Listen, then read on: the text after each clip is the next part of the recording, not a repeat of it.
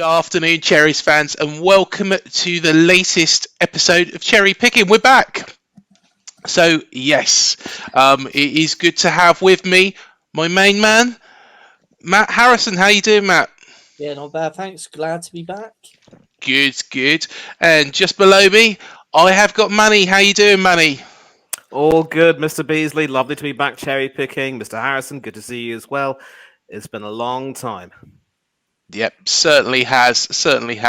And of course, everything's been coming thick and fast, hasn't it, with regards to games and yes, hopefully, fingers crossed, we are going to be going into a slightly easier run. And that is the whole point of today's show, is looking at this running and how we're going to keep ourselves in the Premier League and where other teams are going to slip up as well. Now, before we do get started, here's a bit about our sponsors, Dental on the Banks.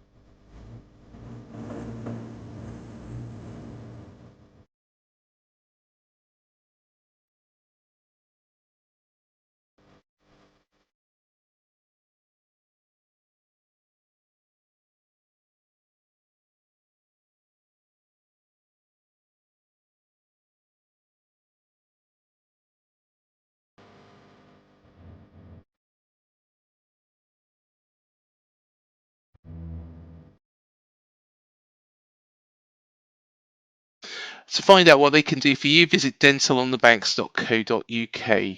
So, actually, before we do get stuck into it, let's talk about the Arsenal game at the weekend. Gutting, but really, it shouldn't have been gutting because look at the side we was up against.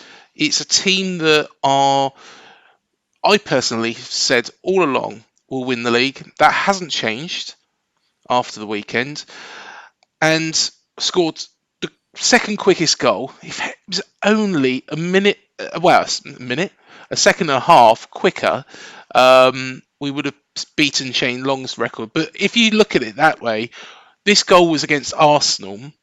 It wasn't against a poor Watford team. Yeah, I mean, that was beautiful off the training ground move, wasn't it? Yeah. I don't think they could have executed that any better, could they, really? Yeah, it was a real good positive start. No matter who you go 2-0 up against, it is a bit of a kick in the teeth, isn't it, when you end up losing the game, especially when you're in the position in the league that Bournemouth are in. But I mean, watching the game, you got to kind of. I mean, at times they absorbed the pressure from Arsenal very well. They were set up to, weren't they? Similar to the team as we set up against City. There was some good performances in there defensively. Obviously, Neto again is so key at the back there, and now he's skipper as well. He's really key to this relegation battle, and again he had another great game, I thought. But yeah, you can't play sides like Arsenal, especially the form they're in now and this season they've had so far. Play against them and expect not to concede. Definite. It just 2-2. You would have taken that all day. Unfortunately, the stoppage time winner. You could kind of sense it coming. You're sat there watching it and you're thinking, they're going to grab the winner here. You could just feel it throughout the stoppage time. But yeah, I mean, an Arsenal side of maybe 3 years ago at 2-0 down might have rolled over, possibly. But the way they're playing now under Arteta, the result wasn't surprising, was it really? They were never going to give up, were they, Manny? Well, they couldn't afford to, because let's put things in perspective. Once again in this run-in, we came up against a team which is, down in the relegation zone, and the team basically got caught cold and allowed the Cherries to earn a 2-0 lead, for which they were outstanding value. And I remember saying, Craig, in the call-in show, that maybe if Gary O'Neill had been proactive and actually made the substitution immediately after Sensini scored that second goal, it would have been a different story. Sometimes when you have a 2-0 lead, especially against a team like Arsenal or a team fighting for top honours, you can't afford to just sit back and be passive and sort of have this this sort of self-doubt creeping in. Are we really good enough to hold on to this? And I think it's a type of imposter syndrome which I think affected Bournemouth that day, and it affected Aston Villa when we played them at Villa Park, because they took the lead twice against us and we beat them 4-2. A lot of people are going to, once again, talk about this as the stuff of champions, but people like myself who've seen we've seen our share of good performances by this team coming back from deficits. We've seen some terrible performances, and it sort of piggybacks on what you were saying, Matthew, about how we were never going to give up, and how teams of certainly the teams in the second half of Wenger's reign could possibly have rolled over. In the first half, there's no way we would have done that. And when we take a look at everything in perspective, I think it's fair to say that there's something I said on the call-in show. You can't serve us rubbish and call it a roast dinner, because we see that performance for what it was. And celebrating like that may perhaps be a little bit understandable. But at the end of the day, I think there has to be some sort of reflection on Arsenal's side and say, you know what? For most of the game, we just weren't good enough. And we can't keep, performing poorly for most of the game and suddenly in a spell of about maybe 20 minutes or maybe more or less end up doing something to snatch the points away. And coming back to Bournemouth, as I said, you lot were terrific value for the 2-0 lead, and I actually believe you deserved a lot more than to come away empty-handed. And the reason why I especially felt sad is because in as much as you can be proud of the performance, despite the gutting nature of the defeat, the reality is that football is a bit of a results business, and other fans will also say, you know what, we can't keep taking pride in these hard luck stories and say, it'll be all right the following night. We've got to start doing better. And I think this will segue into what we're going to talk about, Craig, with the run-in coming up. I can only hope that the confidence from that performance and how you were able to tactically outsmart us for about an hour and really put us under the cosh should give you some confidence that you can do that to a lot of other teams in that run-in. And it'll also mean that tactically, Gary O'Neill will need to really see where he's gone wrong, where things have gone wrong, and make the changes necessary. So I'm happy that we're still top, don't get me wrong. I'm not going to look a gift horse in its mouth, but as far as your lot are concerned, I really, really want you to stay up. And that's not simply because I'm a guest on the Bournemouth fan channel. I do like your team. I like the way you play. And you do have some terrific fans as well, some wonderful supporters. So I'm hopeful. Hope springs eternal. Yep, definitely. And thank you, Manny. Hopefully we can get ourselves across the line, and that is the key. Before we move on from this Arsenal game, one thing I do want to bring up is the criticism of Gary O'Neill come out again after that game. Now, I did say on the free for all the other day that game was very, very different to when Spurs come back from when we was 2-0 up and they beat us 3-2. That Leeds game when we were 3-1 up and we ended up getting beat 4-3. And to be honest, throw in there as well the Nottingham Forest game. I know it was a draw. We got a point from that one. And also, of course, the Brighton game where we were 0-0. We were on top and then, of course, conceded right at the death. I feel in those games we just went too defensive and therefore invited the pressure on. A little bit like when we went to, of course, Saturday's opponents, Liverpool. We went too defensive all game, just invited the pressure, and Liverpool picked us off with ease. And I feel that the performance against Arsenal was very, very different to that. And I feel it's unfair on fans to actually blame Gary O'Neill for that. I guess if you isolate that game and just said, people would be like, that's a one-off. But I guess because it's happened before, those memories have crept into that.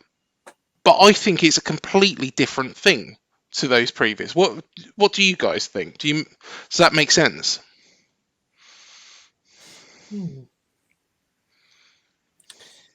I can see where you're coming from.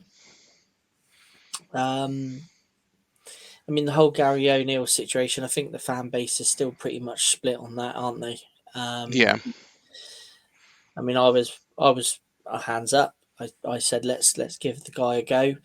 I think the World Cup break didn't really do us any good. We built up a bit of momentum before that. We obviously had two good wins against Everton, and then we had a break, and a couple of the players went to the World Cup, and when you just players had a couple of weeks off, didn't they? 12 days off or something, Yeah. and you came back to training, and when you kind of have a break, when you build up a bit of momentum, the same when we have an international break, you can always guarantee we pick up a bit of form, international break, and then we come back and we sort of struggle to get back into it again. I think from seeing games from the World Cup until now, I think you can see now kind of where he falls tactically short. Yeah. With and probably just before the World Cup, like the Leeds game is a good example where maybe sometimes he's making substitutions and you didn't quite understand why. Like at Brighton, for example, he brought on the left back Vienna. Vina.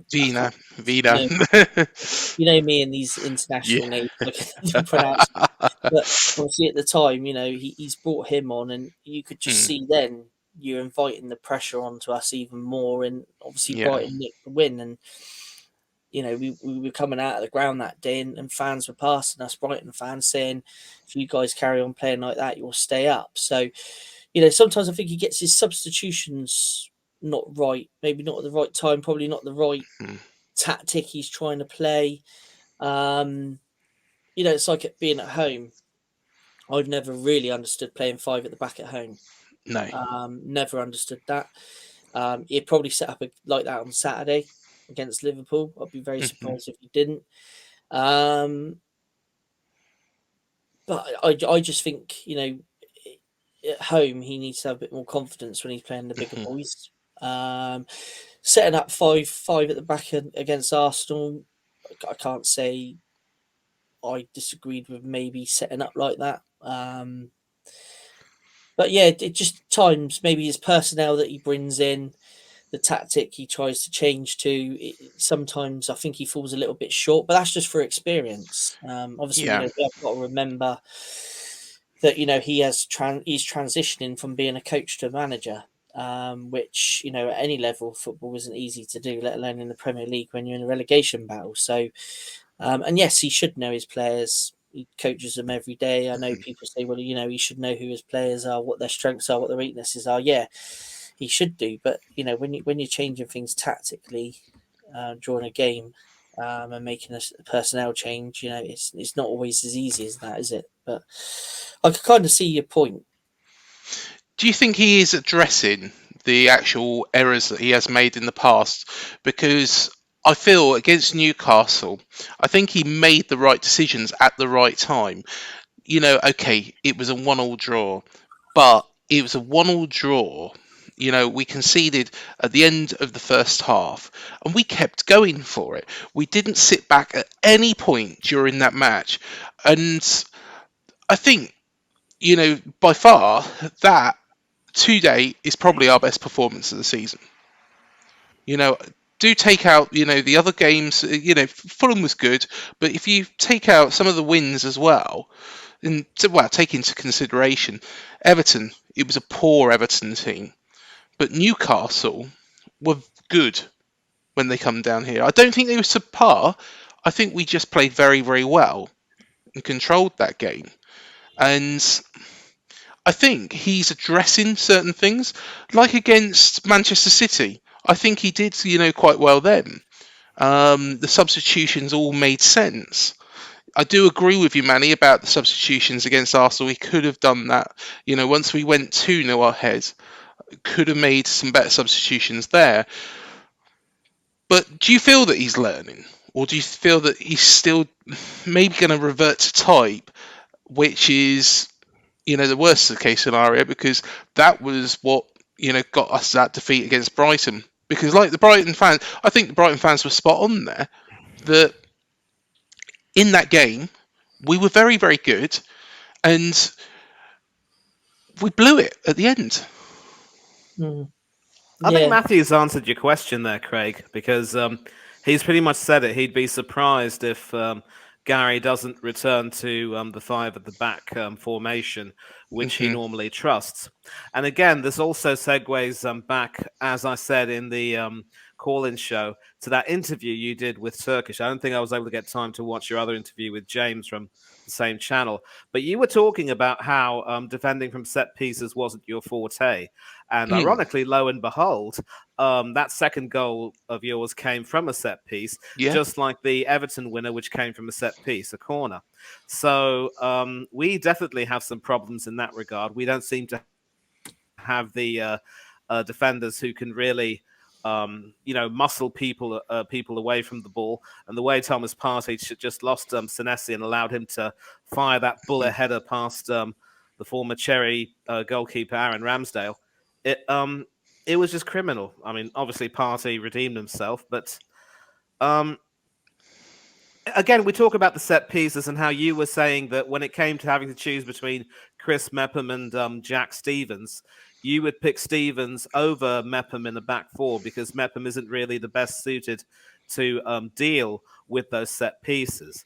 And yet he included Mepham and Stevens in that back 5, along with Senesi and the wing backs who, I mean, the wing backs, they really impressed me that day. I thought they both had really good games, and especially in terms of trying to add some, heft to the wingers who came down. And obviously the goal you scored was taking advantage of the left side, which was left exposed by Alexander Zinchenko, who has been asked to perform a sort of supposedly dynamic dual role of being a central defensive midfielder and the left back. So there are a lot of tactical positives to look forward to. But it does seem clear that at least if you go to a back 4, you have a chance of at least playing a front 2 with Solanke and someone else. It could be Philip Billing, it could be Jayden Anthony, even Kiefer Moore, whose name Matthew has on the back of his shirt. Well spotted.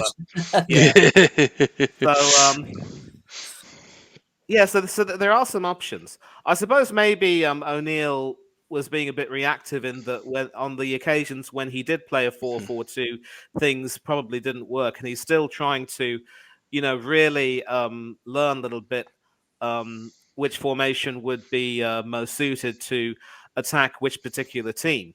But it does seem quite clear as well that in as much as the defense will help you, you also need to score some goals, and you can't really expect Dominic Solanke to do all of that on his own. So to have someone like a Jayden Anthony or a Kiefer Moore who could hold the ball up would always be quite good. And if I'm going positive is the answer, being more aggressive is the answer, then I firmly believe, and I'm sure both of you will agree, that O'Neill should bite the bullet and go with the back four. If it means putting Methven on the bench and having Stevens in the centre of that back four alongside Senesi and with your fullbacks, then so be it.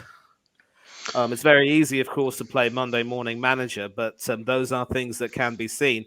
But what's also worrying is that you mentioned those games earlier, how you led in those games and ended up losing.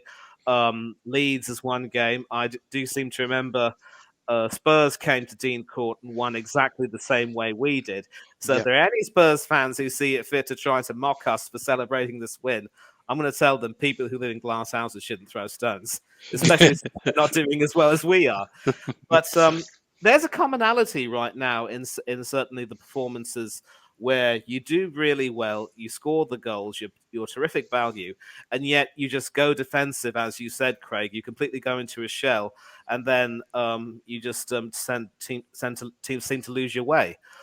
It could be an imposter syndrome, or it could be just a case of freezing at that moment and not really wondering what should be done, not having the confidence or the courage to really stick around with that and try and lend a bit of balance. Obviously, when teams are down against you, they're going to want to come back swinging and come back hard. That is probably when you've got to be even more resolute and say, not today, and make sure they don't come back at you. It is easier said than done.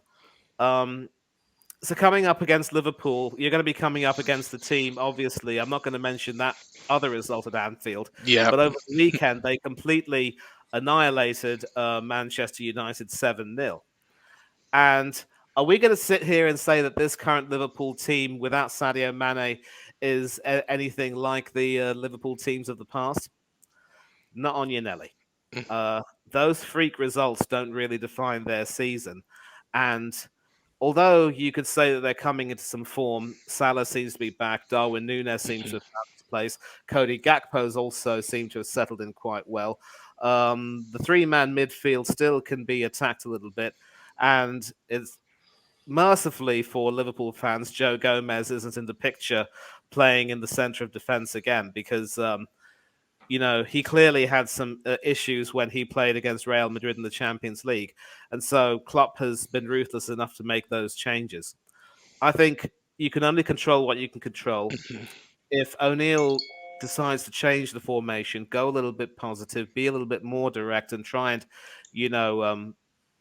fight Liverpool, try and, show them that you're not going to be coward, then maybe there should be some chance in that. I'm probably going to want to, look up the 9-0 game and see how. No. There's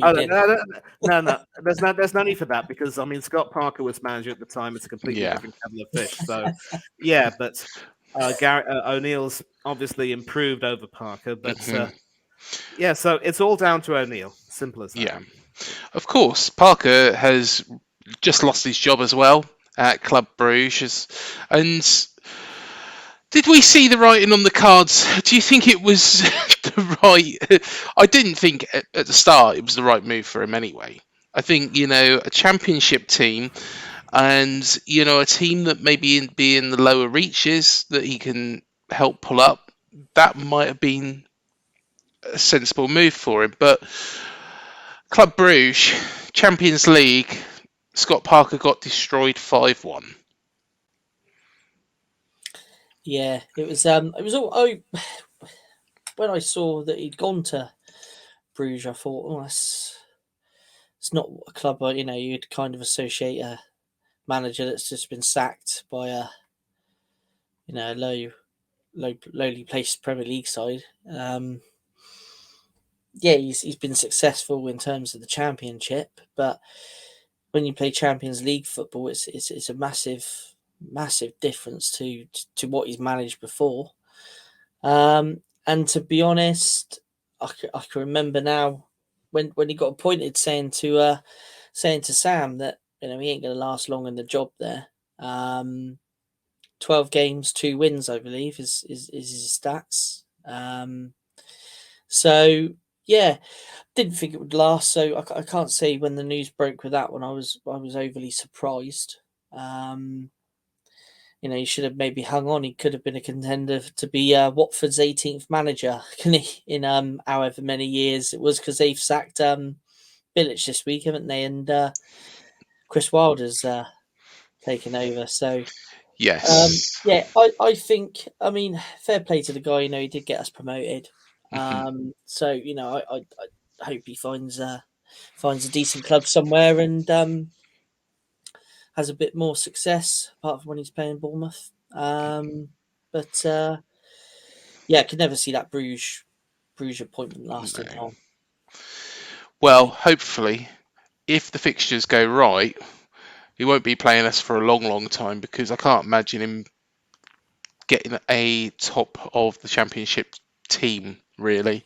I think it would be a building job, so to speak. Let's hope whichever chairman takes him on has got a lot of money.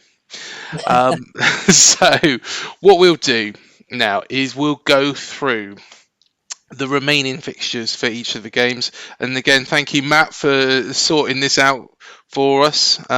You're a star with these sort of things. Me, bloody useless when it comes to this. But here we go. So, the relegation run-in special. Who is up first? Well, that's as it stands at this moment in time. Of course, we are bottom of the league, to be honest. There's We're only not one way, and that's up. exactly. Some people say the strongest team in the league.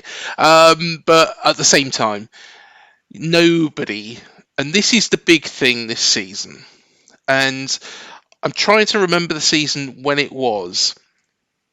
There's one other season that comes to mind where no team was cut adrift. And I believe, am I right in thinking 2004? It was a battle between Southampton, West Brom. Yeah. Because if I remember rightly, West Brom were rock bottom on Boxing Day. They were, yes. And they stayed up on the last game of the season, didn't they? Brian They Robson did, yes. was manager, wasn't he? There, yeah. And I think you're spot on with why you're bringing that up, Craig. Because when you look at this table now with how it's placed, yeah, there's no one cut adrift. I mean, 2 wins and you can move right up the table if results go your way. So it is an extremely close running, isn't it? No one is cut adrift. Normally by now you'd see maybe the bottom side cut adrift by a fair few points, maybe even the 2 bottom sides. But this is going to be a very, very close running. And there's several big clubs amongst that. When you look at the likes of Everton, big club. West Ham, big club. Leicester City, former Premier League winner. So there's some big clubs amongst it as well. Leeds, obviously, is a big club. So it's going to be interesting. It's going to be a very interesting battle. And then you've got the last 5 games there, haven't we? The last 5 games. I think it's quite interesting because when you look at Palace, who are 12th, they're actually in the worst form out of all those bottom sides. Yes, they are. Ours mirrors Everton's form as it stands at the moment, and Leeds' form. But you can't exactly say, that any team in there are in the best form. Well, to be honest, the team in the best form are actually Wolves. And of course, what did we do to Wolves? Beat Wolves, didn't we? Exactly. Palace, of course, in the worst form. There's a lot to play for. I'm surprised Southampton, aren't in. Well, they're in better form than West Ham, better in form than Leeds, Everton, and ourselves, and of course Palace as well. So, and the Forest. So there's a lot to be look at. And I've just been having a look. It was actually the 2004-05 season. So at some point during that day, each of those sides were actually out of the relegation zone. So it was between Norwich, Southampton, Crystal Palace, and West Brom. So at a point in that day, each of those bottom four were out of the relegation zone at a point. Of course, West Brom were the ones that finished it, and that's the thing that counts. I can't see it being that close. I think there will be a team, and I don't know if you guys agree with me. I think there will be a team that will be relegated before the last day of the season. Yeah, let's just hope it's not us. I don't think it will be. I think, to be honest, it could even be two of them. But I tell you what, let me save that thought to when we pull up their fixtures. There has been other situations as well. So in 2007-08, so Derby had been, of course, rock bottom. That was the season that they were destroyed. And at one point, Fulham were actually relegated to the Championship. Now, if you remember correctly, Fulham survived on the final day. It was actually Reading that went down. So Reading got relegated. Fulham pulled themselves out. I think they went into that final day ahead, didn't they? But yeah, they were actually relegated well before that. Yeah, if I remember correctly, Fulham needed to beat Portsmouth to stay up, and they actually did that by winning 1-0 at Fratton Park. Casey Keller was in goal for Fulham that day, and yeah, it was a really tough game, ending a tough season. And of course, if memory serves me right, following that season under Roy Hodgson, Fulham actually started to improve immensely as a team.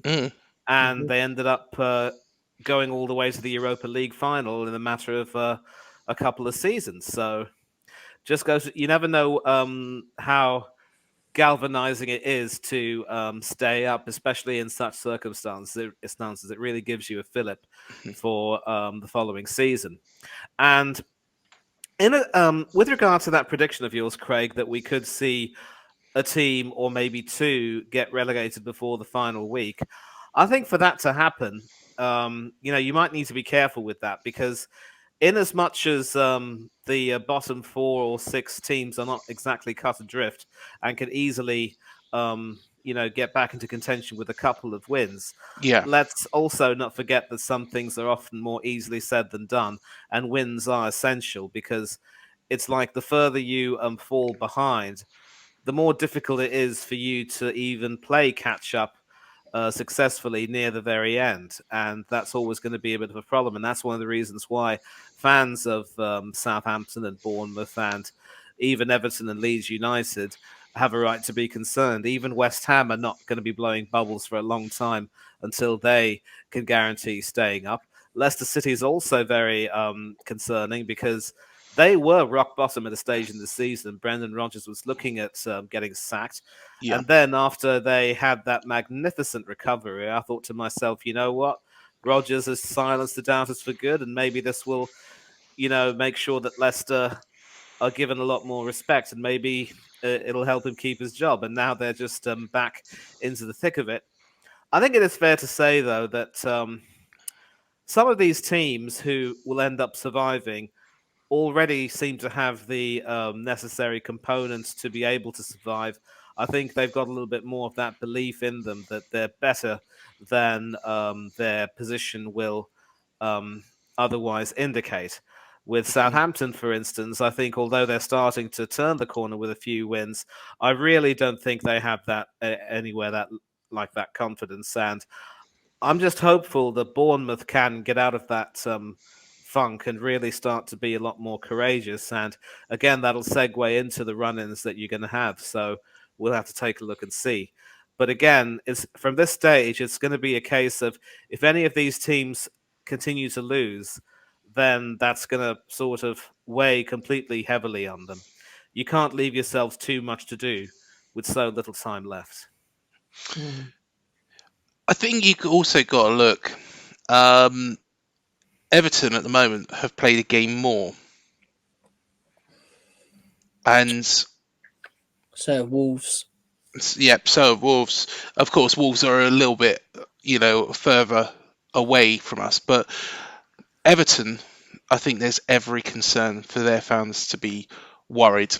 But let's go through these teams and look at each of their final fixtures. Another quick point, Craig. Mhm. Quickly before we move on to the fixtures here. Yeah, let's go back one. I think 5 of those teams there have had management changes as well this season, haven't they? They have Wolves. Saints, Everton, Leeds, Wolves. That's 5, isn't it? Yep. And Yep. you've still got the likes of West Ham and Leicester that have stayed loyal to their manager. I think Vieira didn't have a bad start, did he, at Palace at the beginning of the season? But also with West Ham, they've also got the little problem of the Europa Conference League, haven't they? Yes, they Which have. they're currently in, which sometimes can poison a lot of teams, and a lot of teams that go into these Europa League, and I think we saw it with several teams, haven't we, where they then started to struggle with their league form because they can't manage the Thursday Sunday kind of rotation. And obviously with West Ham, from watching a couple of their games recently, they don't seem to have the greatest of depth. And up top they seem to be. I know they've signed Danny Ings, but they don't seem to have a lot up top either. So I know what you're saying about Everton, and I agree with where you're coming from there. But the longer West Ham stay in the Conference League, the worse their league form may spiral. And hasn't a team, and I'm having to rack my memory here, because I believe it was maybe the late 90s. Manny, you're the encyclopedia of knowledge on this front, but wasn't there a team, and I believe it was Middlesbrough, who got well, I think they did get to the final, didn't they? And didn't they get relegated at the same time? I'm gonna look that up really, because I do seem to remember that it was Steve McLaren who was in charge that time, and of course a certain Gareth Southgate was in that Middlesbrough team as captain. So if memory serves me right, they won the 2004 League Cup to qualify for the Europa League. They did, yeah. And it must have been that season when they reached the final. So I'm going to take a look at 2004-05. And please don't call me an encyclopedia. It's all thanks to Wikipedia. Actually, I'm being very honest with you lot right now. Do you know what? I can answer the question. If it was 2004-05, they didn't go down. So it's me making things up and imagining things, because that was the Survival Sunday. So the 4 teams who all managed to get their heads out of the relegation zone at some point. So that was that season. Yeah, exactly. You're right. You did mention, of course, that was the same season that West Brom were rock bottom at a certain stage, but found their way up and survived. I believe it was a certain former Arsenal striker, Nwankwo Kanu, who was key to that. And then he went on to join Portsmouth and win the FA Cup under a certain Harry Redknapp. What a player he was. What a player. Kanu was an amazing player. He's one... Size 13 feet, wasn't it? Or something ridiculous like that. He had some massive feet on him, didn't he? You wouldn't want to get booted in the face by one of those, would you? And I'd love to know what he does nowadays. I really would. If anybody knows, by all means, please do let us know, because it would be quite interesting. He's a lovely guy as well. Yeah, lovely fella. And I think you all know that he had some heart issues when he was playing in Serie A. That was, of course, before he came to Arsenal. And I think with his charitable foundation, he's been trying to raise money for research into this is it, the Kanu Heart Foundation in 2000, a foundation which aims to tackle homelessness and which also built 5 hospitals in Africa to treat children with undiagnosed heart disease and provide them surgery. His own experience with a congenital heart defect had sort of inspired him to do that. And of course, with that defect, his aortic valve couldn't close properly. Thankfully, that was operated on, and he was able to make a full recovery. He joined Arsenal, and the rest is history. So I think that pretty much keeps him busy these days, his charitable work and other philanthropic interests. And yeah, absolute quality player, no doubt about it. And going back to your query about Middlesbrough, they actually went on to stay in the Premiership for a few seasons until 2008 and 2009. And at that particular time, of course, Southgate ended up managing Middlesbrough. So to go from managing a team and getting them relegated to end up becoming England manager just goes to show. He was, of course, promoted from within. Let's not forget he was managing the youth teams. So back to that point you were saying, Craig. I'd like to think that when it comes to West Ham, the reason why they're in such a poor state in the Premiership right now is because you mentioned that the lack of firepower is an issue, and I think they tried to solve that by getting Ings from Aston Villa. And even now, though, to me, they just seem to be a little bit too dependent on Declan Rice, and there's a lot of speculation as to whether he'll still be at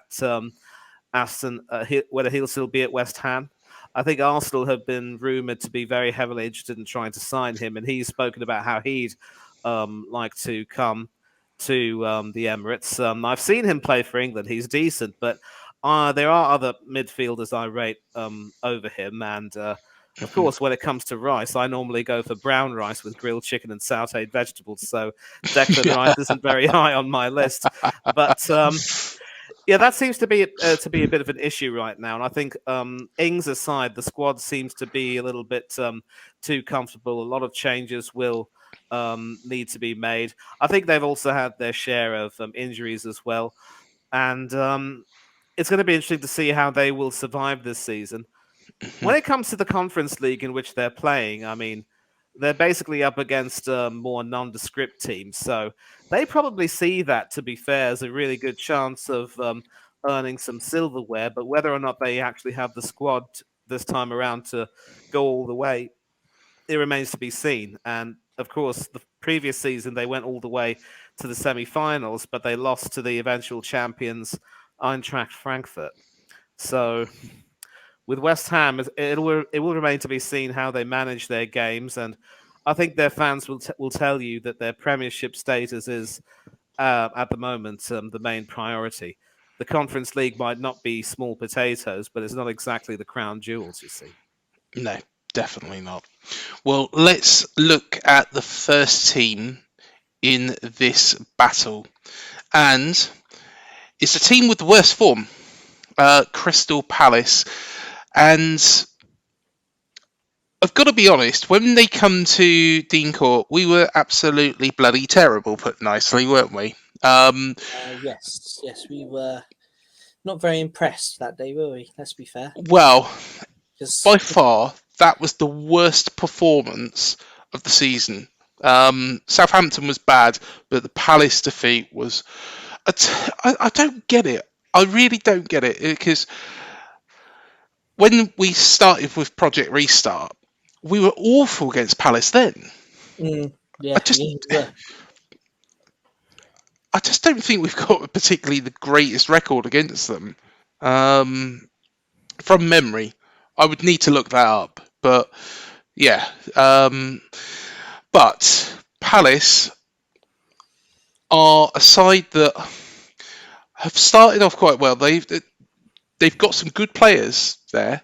Erebeshi Eze, as you probably know, is somebody who I wanted us to sign. Michael Elise as well, very, very good player. They've got a lot of young talent there, haven't they? But I think they're in a bit. I think they're in danger because looking looking at looking at the remaining fixtures, you know, you would say that they should be able to stay up with the games they've got. However, I they seem to perform worse against the lower teams. What do you guys think about Palace? I'll let Manny go first on this one. Yeah, well, obviously, thanks for that, Matt. Obviously, I think when it comes to Palace, they seem to prefer playing a certain way under Patrick Vieira, who likes to see them, be quite aggressive, but also reasonably solid in defence and not give too many chances away. I think the problem he has is that he doesn't quite have the squad that can help him out, and his investment into his forward line hasn't exactly paid dividends. I don't think Osman Edouard has really been prolific. So once again, they're having to try and bank on the likes of Wilfried Zaha to deliver the goods. And sometimes it comes off well, other times it doesn't. His own contract situation hasn't made things easier. So that is just contributing to, I wouldn't necessarily say a funk per se, but it's just some sort of a type of torpor, if you will. I just don't know if they really are able to get out of that and really push forward. Interestingly enough, though, they do have their game against Manchester City coming up, and they actually beat Manchester City at the Etihad last season when City went on to, I believe, win the Premiership. So they are still capable if they have the right formation and the right lineup, and if they play well enough, of some really good gritty performances. Many of us Arsenal fans can never forget the previous season when they beat us at Selhurst Park and also drew against us at Highbury. They could have actually beaten us at Highbury and not Highbury, the Emirates. They could have beaten us at the Emirates and done the double, only for Alex Lacazette to score a last gasp winner and deny Vieira a sensational win on his return to the Emirates as manager of a different club. So I think at their best, they're certainly a team that can fight hard. But this season, I think maybe the balance isn't quite right. Maybe the chemistry isn't right. But I wouldn't write them off and say they're necessarily in danger of relegation, because I think Vieira will certainly get his boys to play the way they're normally accustomed to playing. He won't sacrifice his footballing principles. He'll make sure that the team is reasonably well drilled. Whether or not the team will get some results against City and Arsenal in their first three games, with Brighton sandwiched in between, I don't know. But he'll definitely fancy the team's chances against the likes of Leeds, the likes of Southampton, Wolverhampton under Lopetegui, and we're going to come to them. I don't see them, offering much in terms of resistance. So Vieira should be fine, and he's also continuing to learn on the job like other managers we know, and he's also trying to make sure that he is able to get the style of football, the team playing the way he wants to play. And if he has the right players under his disposal, his team are really, really good to watch, and they can certainly score some good goals and put in some fine performances. This season, it just hasn't quite worked out for them, but I don't see them being under any threat of relegation. In fact, they should finish comfortably mid-table, maybe quite high in the lower half. That's where they'll finish, and then next season, they just make a few purchases, sell a few players who might be, might have done their dash a bit, and roll on next season. It's as simple as that. I think, that fixture list, just looking at it there, is probably one that, like I was saying, is one that you would look at and you'd think, well, there's a lot of winnable games in there. Absolutely, absolutely. I mentioned Leeds, I mentioned Southampton, I mentioned Everton, definitely. Wolves also should be a game they'll be looking forward to. And of course, they play your lot near the end of the season. And Forest, on the last game, Forest also will be segueing into them. But for reasons many of us may know, I really don't see them offering Palace much challenge either. No, definitely. So we think Palace are going to be all right. Do you think that, Matt? Yeah, I mean, I agree with what Manny's saying. Really, there is a lot of teams in and around them that they'll be playing. So if they take points from them, obviously that's gonna really help them. They're only playing what 3 of the top 6, Yeah, and Fulham. I mean, can't write Fulham off. They've had a very decent season, haven't they? In yeah, fairness, so yeah, when you look at it, if you're a Palace fan, you will be kind of doing what we'll be doing with our fixtures. You'll be looking at what games you should be winning, and there's winnable games there for Palace. So I think Palace, even though they've got the worst form at the minute, hmm I think those first 6 games there, if they come out with maybe 1 point or something like that, then they're going to be in trouble. But I think they've got enough games there to keep them up. yeah. Yeah, I can't disagree, and I think it's the opponents they're going to be up against. Let's have a look at the second team, and of course, where Manny did mention Lopetegui just a minute ago. Wolves, a team, of course, that we've recently beaten, but they do have their stars. They've got Neves, of course, Jimenez as well.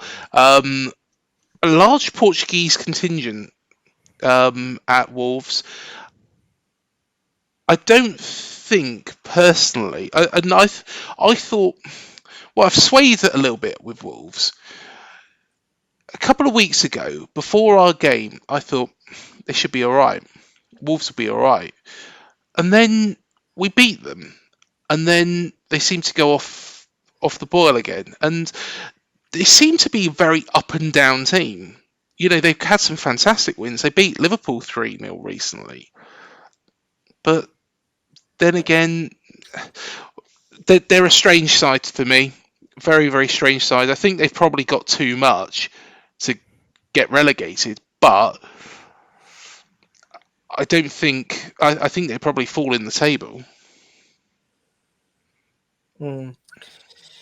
I think from the Wolves game, from when we played Wolves, Hmm. see that was a smash and grab victory, which when you're fighting at the bottom, you'll take any kind of goal and any kind of victory, and that's exactly Yeah. what we did that day. But they strike me as a confidence side, Yes. and I think they build up a bit of confidence, they take a knock, and then they got to build the confidence up again. Hmm. Um, they I personally think, I don't know what you two will think, but I personally think they will scrape it. They will stay up. Hmm. Whether they stay, what position in the league they be in, I'm not too sure. But I would say again, there's teams there that, as a Wolves fan, um, you'll be looking at getting 3 points against. I mean, it wouldn't surprise me if they beat Newcastle. Yeah. I mean, the reason I say that is because if you see Newcastle recently, they've they've started to struggle in front of goal, and they've had a few a few results that have not gone their way. They've sort of become the draw specialist of the league recently, haven't they? Yes. So if you're Wolves, the only thing is you are going to St James's Park, and that is obviously an electric atmosphere. But I mean, they could be looking at that thinking, yeah, we could cause a bit of an upset there, get a point. Even if they got a point at Newcastle, that would boost their confidence, wouldn't it? So I think Wolves personally, I think Wolves will be fine. On the spin side of that, though, I'm just looking at these fixtures, and I think they've got some tough games. Brentford at home, I think that's tough.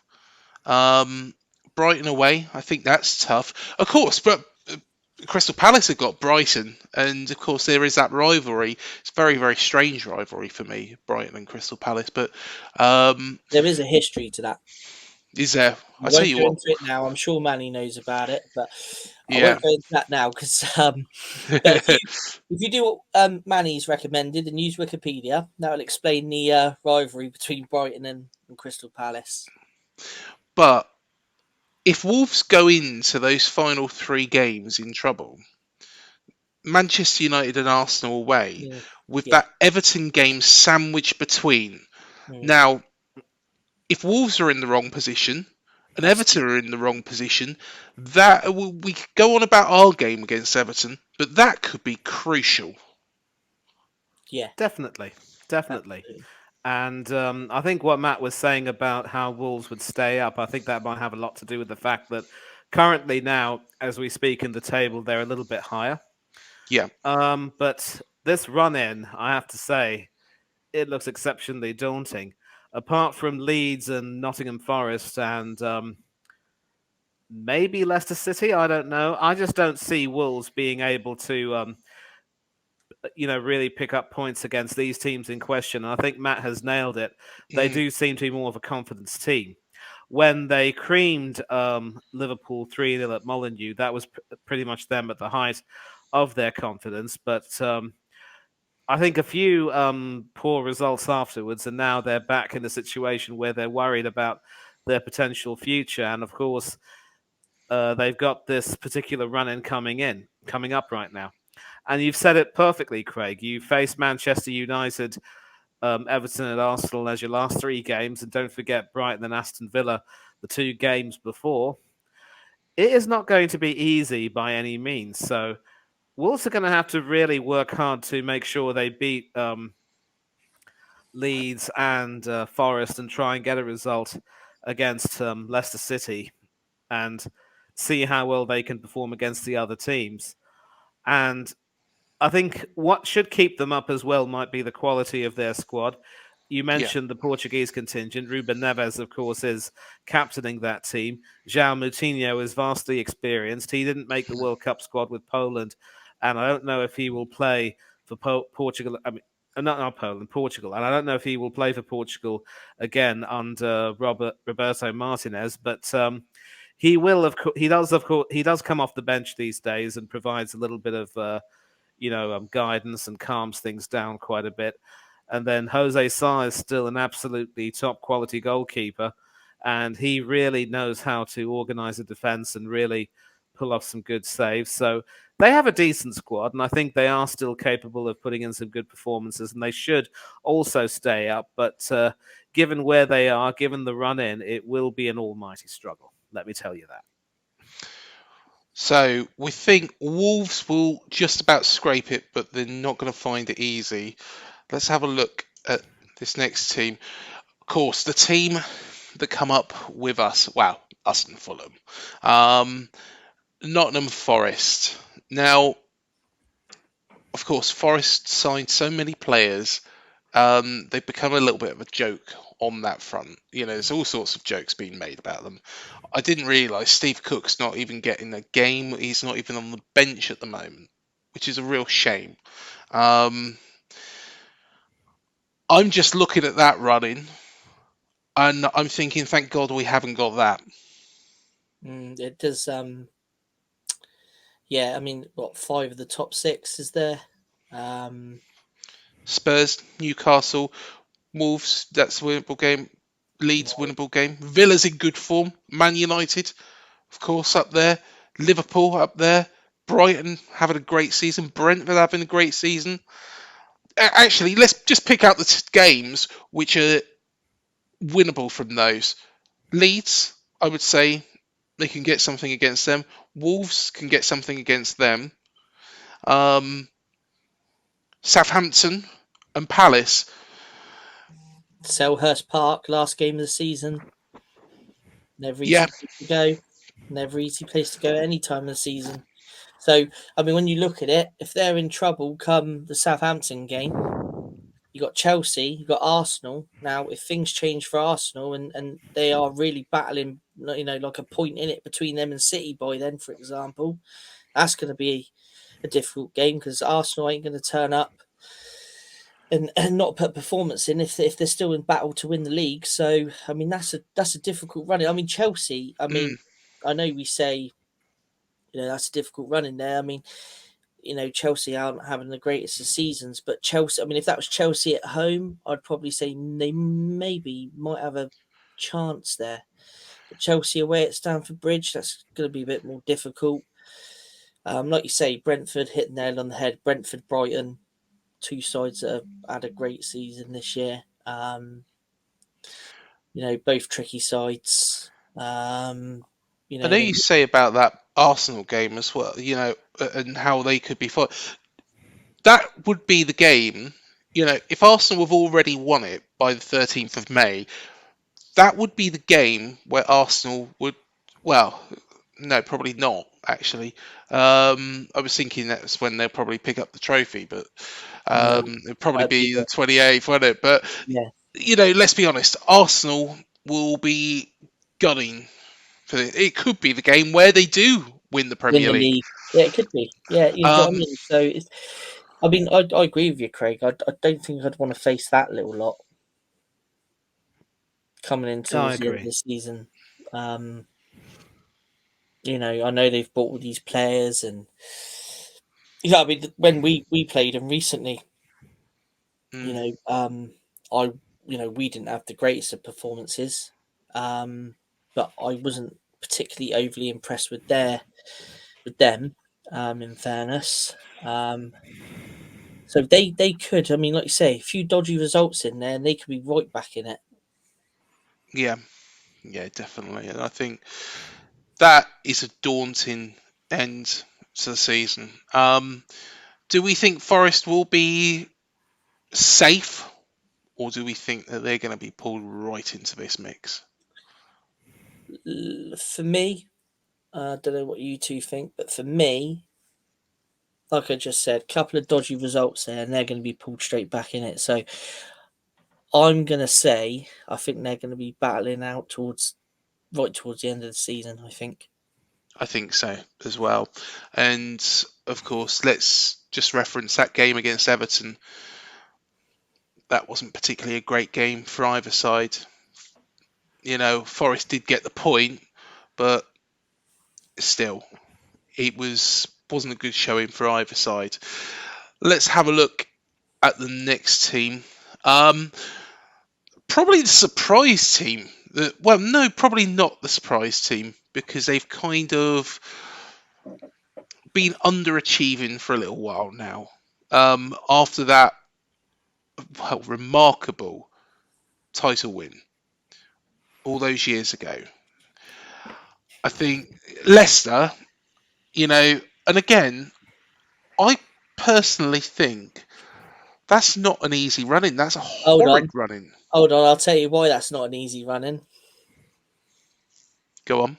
Because it's the same run-in as the previous team. I've had a mare. Go back to the previous one.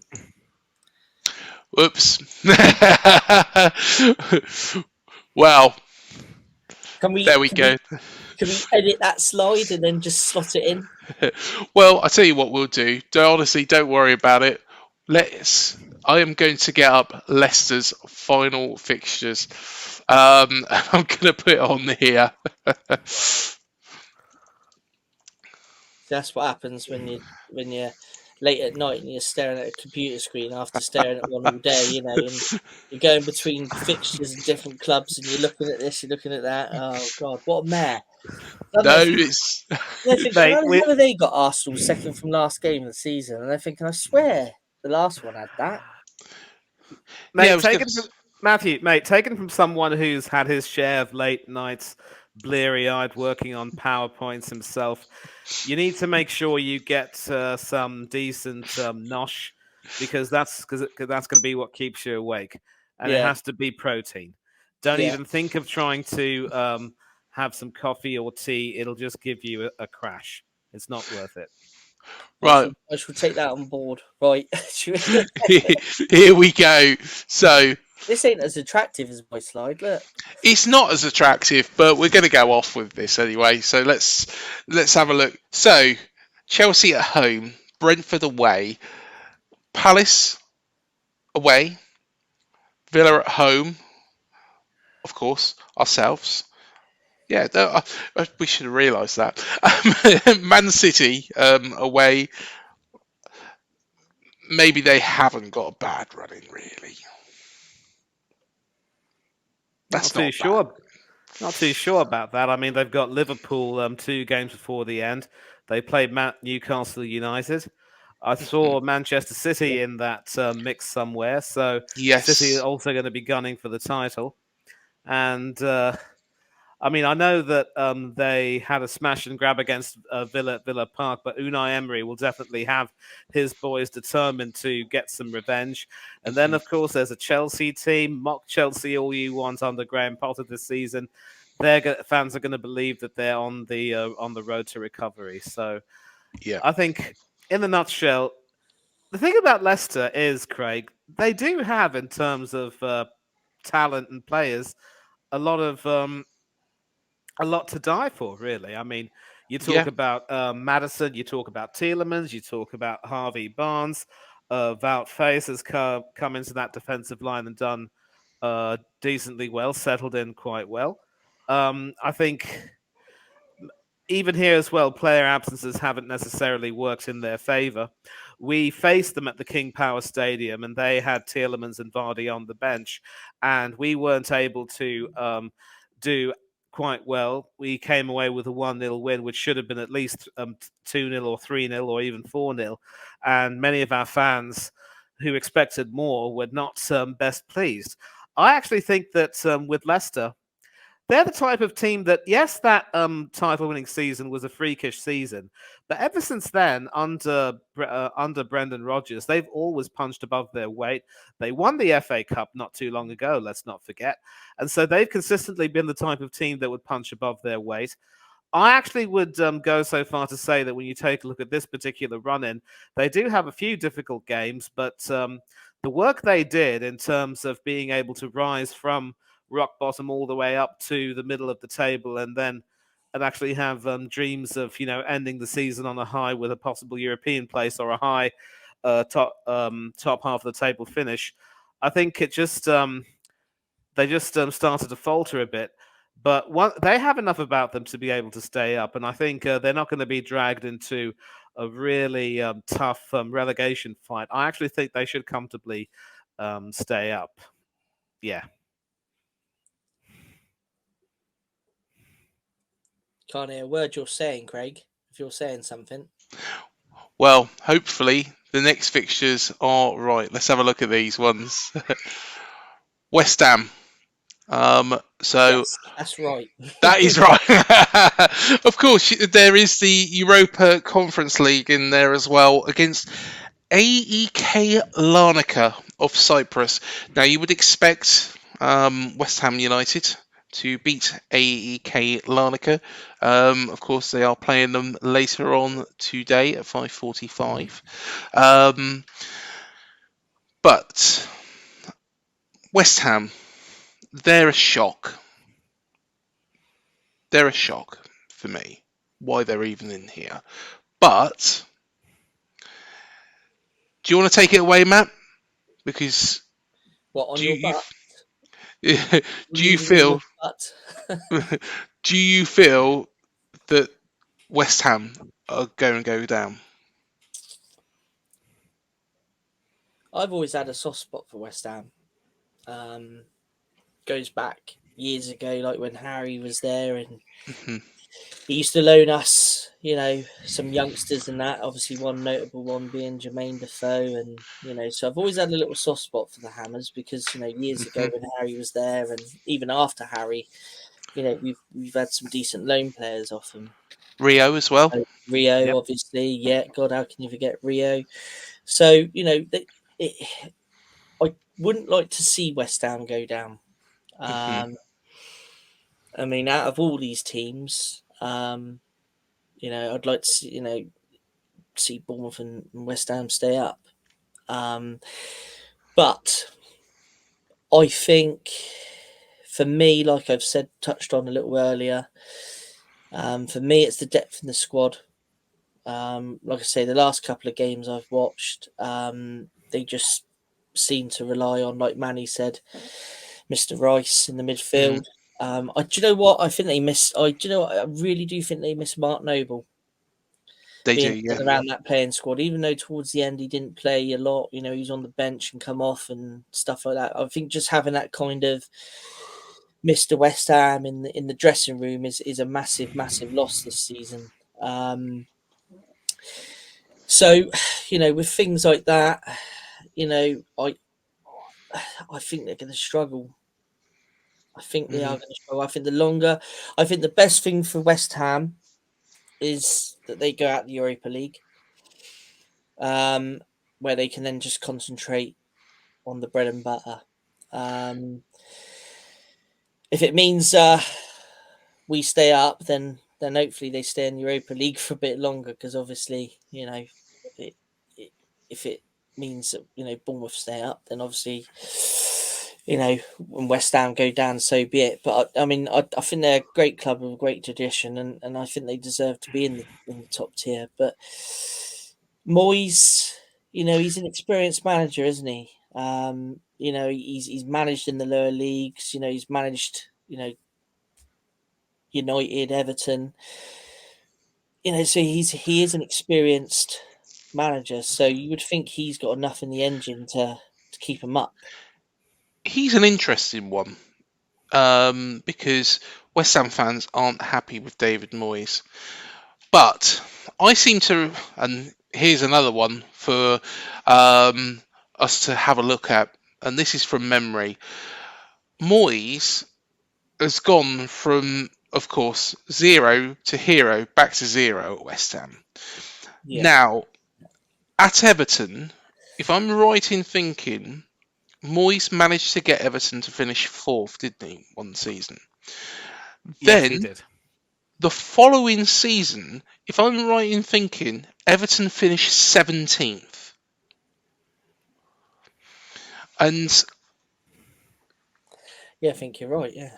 I remember, because I was a kid at the time, or was it the season before they finished 4th? It was they were up and down, and then they shot right back up again. I'm going to try and sort of help you out there. Go Yeah, I think you've got that backwards, mate. It was 2003, 2004. Moyes was, of course, manager of Everton at the time, and I remember that fairly well. That, of course, was the season when England went to Euro 2004 in Portugal. One of the most important purchases that Moyes would ever make, one which he rates as best ever, was that of ex-England and Leeds United goalkeeper Nigel Martyn. Yes. Now, he had been arrogantly frozen out of the first team picture by Terry Venables at Leeds because he had the gumption to say that he couldn't afford to come for a pre-season tour to the Far East, having been to the Far East with England in that year's World Cup, just the summer before. Yeah. And he believed that he would be better served staying back at Leeds United at Thorpe Arch, training with a few players and getting himself ready. As it happened, Paul Robinson went on that tour, the highly rated, and I say that with quotation marks, understudy. And the result was, long story short, Martin ended up being dropped to the bench by Venables. Robinson ended up playing every single game of that season in the Premiership, in Europe, and in all the cup competitions, and Martin never got a look in. Even after Venables was deservedly sacked and Peter Reid came in, Reid always had a soft corner for Martin for the way he conducted himself, but couldn't just drop Paul Robinson despite the team's poor results.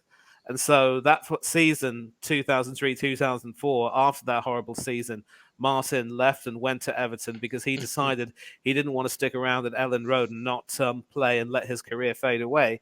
And when he came into Everton and replaced Richard Wright, the ex-Arsenal goalkeeper who had to have knee surgery, he went on to become the club's player of that season and almost single-handedly saved them from relegation with some brilliant performances. It's not a mean feat to be player of that season ahead of a certain Wayne Rooney, mind you. Yes. So that was, of course, the season where Martin really excelled. There was talk of him going to Euro 2004 as the third keeper, but he said, no, I do not want to go over to a major tournament if it means, again, I have no chance of playing. At my age, that's going to be detrimental. And the next season, having renounced England, he was at his best as they qualified for the Champions League in fourth position. And that season, of course, Liverpool won the Champions League, which meant that there were 5 English teams in the Champions League, although I believe both Everton and Liverpool had to go through a qualifying round to get to the main draw. And although Liverpool qualified for the main draw, Everton sadly went out. So in a nutshell, you've got it mixed around a bit. And this segues back into David Moyes. He's what we would otherwise call a more pragmatic manager. And West Ham have had a tradition of wanting managers who would play some very stylish football. And this goes back to the days of Bobby Moore, Jeff Hurst, and the stars of the 1966 World Cup. So having managers like Sam Allardyce and David Moyes taking charge of their club is almost an anathema to them. But I suppose at the time, the people in charge felt that it was the right thing to do in order to make sure the club would get the results they need, because they also were a bit of a yo-yo club that would get relegated and then fight hard to come back. And in fact, they were relegated in, I think, 2005. No, it was 2004. 2003 they got relegated, and they had to fight to come back as well, and they've had a few relegations as well. So they probably felt as though they needed to have a more pragmatic man in charge. But when it comes to West Ham, pragmatism only gets you so far. And if pragmatism doesn't really get you the results you need, and the team isn't playing the attractive football that fans come to see, then those Hammers fans are going to say, do we really need this? And that's one of the reasons why David Moyes isn't exactly flavour of the month there. And again, this goes back to the running in question where they've got to play Manchester City, Newcastle United, Fulham, obviously Arsenal, and then Liverpool and Manchester United. So it's funny how almost all of these teams have got to play top 6 teams in their run-in. 6 games out of the dozen or so games remaining. And so these teams who are in this mix will struggle a great deal. I think West Ham will probably stay up, but again, this is going to be an almighty battle for them. And it will probably take, the support of the crowd and maybe the likes of Rice and some of the other senior players grabbing games by the scruff of the neck and saying, you know what, we are not going to lose these games. We're not going to go down without a fight. And someone like Danny Ings, who has done well in his first few games, I think he scored twice in one game, he will have a big role to play because goals will give them a lot more in terms of confidence. Other games like against Southampton and maybe I want to say Leicester City is not going to be easy. Look out for the Bournemouth game. I think you lot should look at West Ham as a game that you need to win, and that's something we're going to go into when we discuss your running. Yep, most definitely. Let's have a look at Leeds. Aside that, Matt, when we did this tier list at the start of the season, we all pretty much said that Leeds were going down. And I don't think my opinion's changed.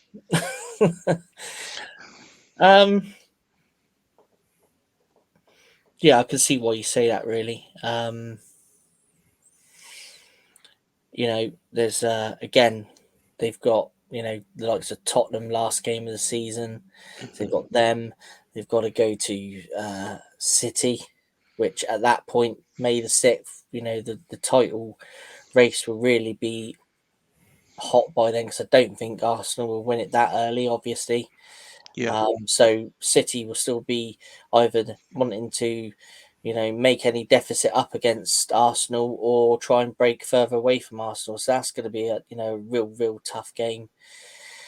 Liverpool, They've got Arsenal coming up, so they've got some real tough games there, and that's without, we can't write the sides off that are in and around us and them. Them going to them coming to us. We've got to make that a really difficult game. Same with West Ham, they've got to make it a difficult game for them. So, going to Fulham, that's going to be a difficult game. Mm-hmm. So, I think personally they're going to struggle. They will struggle, I think, Leeds. But then the last time we predicted something like this with Leeds, it went the opposite way, didn't it? That start. So yeah, I think we predicted Leeds to be pretty much rock bottom, didn't we? yeah, they're going and to be in the scrap. They're going to be well in the scrap, I reckon. I think, of course, they recently got rid of Jesse Marsh, and I think Jesse Marsh, I think he had the togetherness of that squad, but I think there is weaknesses there. If it means they go down, we'll turn around and say, "Oh yeah, they're definitely going to stay up 100%." But if the reverse psychology works, but I think, I think Leeds are in big trouble. What do you think, Manny? Absolutely agree, Craig, because I think you said it quite perfectly. The thing about Jesse Marsh as a manager was that when he replaced Bielsa, there were very few exceptions. Expectations that he would really do as well as he did. So to get them to stay up against all expectations by the skin of their teeth, and I believe that was at the expense of a Burnley team which had sacked Sean Dyche earlier that season. That really had a sort of a galvanizing effect on the squad in many ways. And I think a lot of players at the time were very happy to be a part of a Leeds squad like that. And they saw themselves as part of a team that could potentially have done some pretty good things.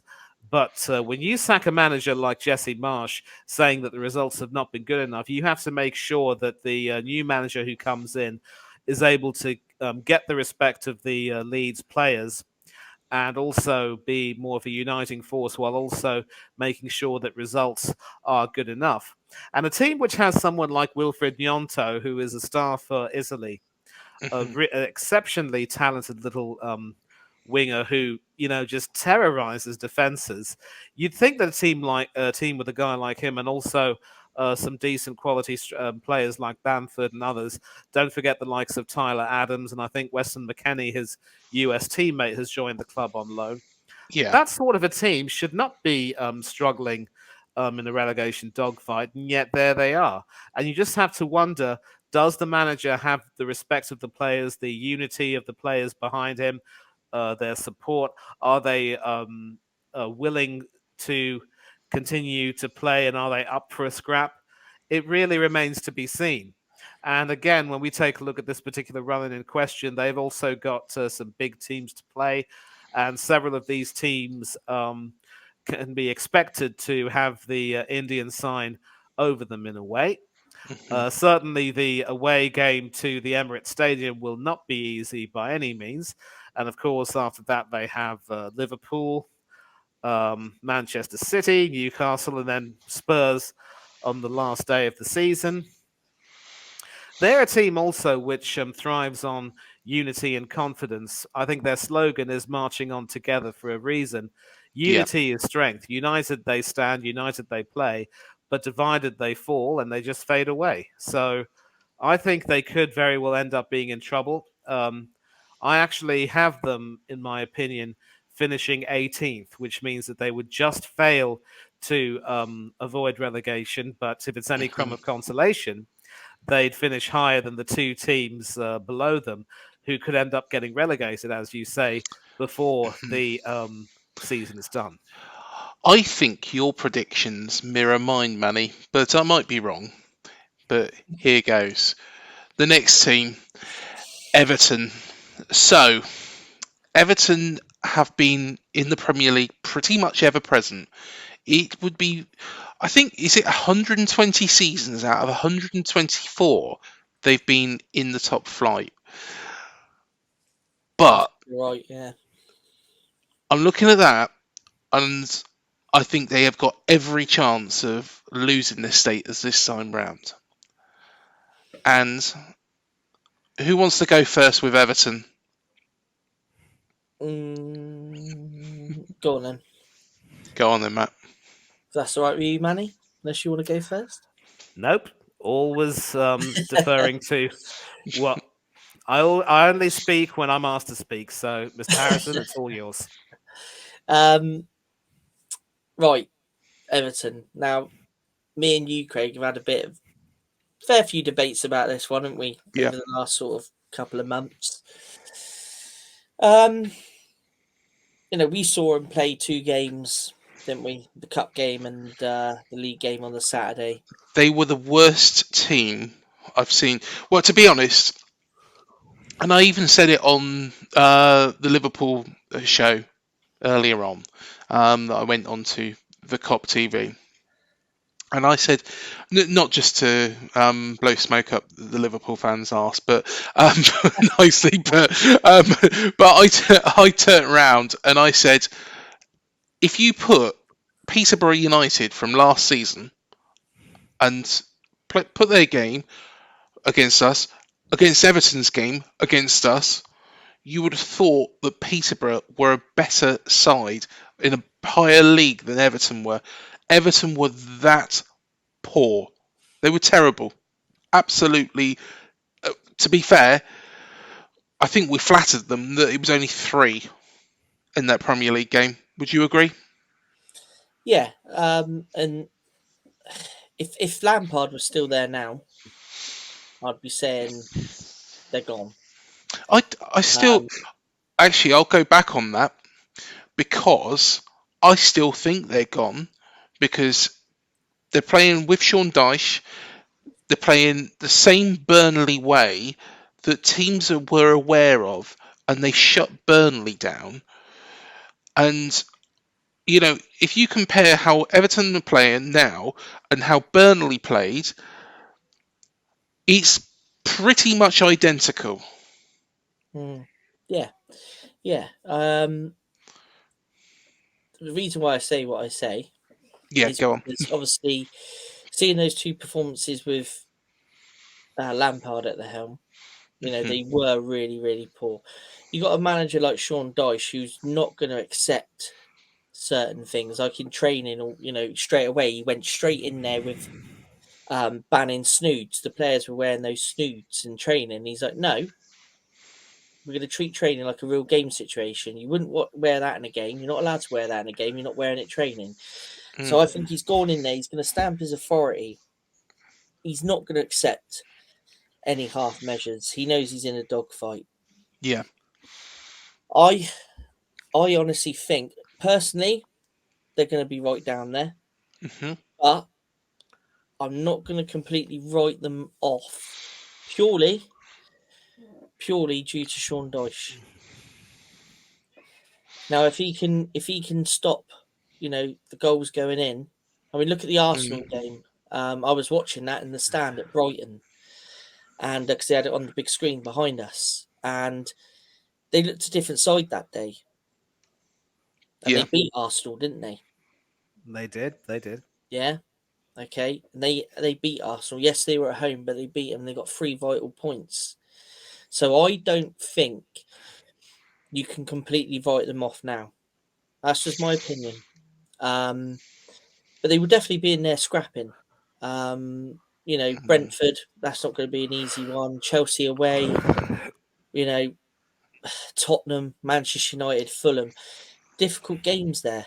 But with Sean Dyche's manager, I just think he's experienced enough. And what he did at Burnley, to do a job at Burnley, as he did, I don't think we can write him off now. That's just my opinion. It'd be interesting to see what Manny says on Everton. Well, Matthew, here's the thing. I don't know if there are any occasions when you and I have disagreed, but I think it is safe to say that given their position, given the way they're playing, given how they just don't seem to have any confidence, especially after being creamed 4-0 by us in the return fixture at the Emirates. I think they're about to go down. And the thing about having a manager coming in is that, in as much as he has a reputation of saving teams from relegation, having a good manager alone can only get you so far. I remember when we lost to Manchester City in the Cup, and we're discussing the running of games we had in the Premiership on another stream. Shout out, of course, to Del Boy Gunner TV. Always love coming on his fan cams and talking shop with him and the guys. We were talking about the run-in that we'd be having, and the first game obviously was Everton, and we knew that Sean Dyche would be appointed manager by then. And we were discussing about his record against Arteta and Arsenal and the prospect of a new manager bounce. And surprisingly, a lot of people didn't seem to think that Everton would measure up to us. But when we played them, what angered me so much about Mikel Arteta was that he knew that Sean Dyche would play a certain way, that Everton would play a certain way under him. And yet he seemed only too happy to, pick the same unchanged 11. He didn't tactically change it to try and counter what Dyche would be doing. Dyche, of course, had his big centre-backs in Tarkowski and Connor Cody, fighting for everything. And I believe he had Coleman and Mikolenko as the fullbacks and the five-man midfield, which did a really good job on Martin Odegaard. And we just didn't seem to have any answer. But then that was the only highlight, because since then, things have just completely been pear-shaped in terms of the results. And when they came to the Emirates and we beat them 4-0, it sort of summed it all up. In as much as his style is effective, teams are smart enough to do their homework and prepare for what he has. And if you take a look at his lineups, he pretty much almost has the same lineup for every single game. The only difference, of course, being that with Dominic Calvert-Lewin injured, it would be a different striker playing on his own up front. So most of these teams, accomplished enough as they are, will find a way to deal with them. And, in as much as Everton's midfield would be effective, their lack of goals is really what will send them down. And it's been discussed that their lack of goals is a very big problem. Calvert-Lewin's been their top striker. Neil Maupay, who joined from Brighton, has not been effective. Losing Anthony Gordon to Newcastle United certainly hasn't helped them. And in a real twist, Gordon and his Geordie boys will be coming back to Goodison to play against them on the 27th of April. Mm-hmm. And I just think that, when it comes to the confidence that's in that team right now, they just look a pale shadow of the Everton teams of seasons gone by. They almost look resigned to their fate. I know that the fellow pictured, who happens to be celebrating his birthday today, England's number one, of course, is still a top-class performer, but he can't be expected to bail his side out at any time.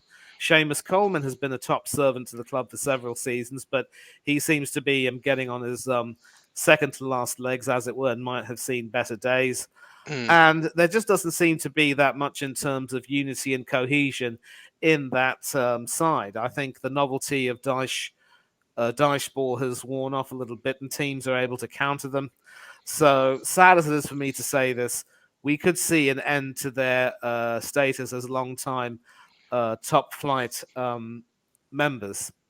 And they will, of course, it will be sad to see them go, but the hope is that once they conduct a fire sale of their more expensive players and get some decent players in and start, really working from scratch again, they will come back up immediately, because a club of that stature and history does not deserve to be relegated. Again, though, no team is too good to go down. Yeah, definitely. Yeah, totally agree with that. Totally agree. Well, let's have a look before we get on to ourselves at the final team, apart from us, Southampton. And I think we've all been saying this for so long. I think Saints are doomed even though they might get some decent results, and that Chelsea win, wow, I didn't expect it. Didn't expect to see them do that. But you look at that running, that's horrid.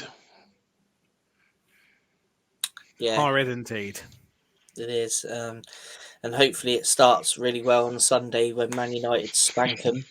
Yeah, Because they're going to need to. they'll be reeling, won't they? Got to make a bit of a statement after last weekend, haven't they? Yes. So, Yep. yeah,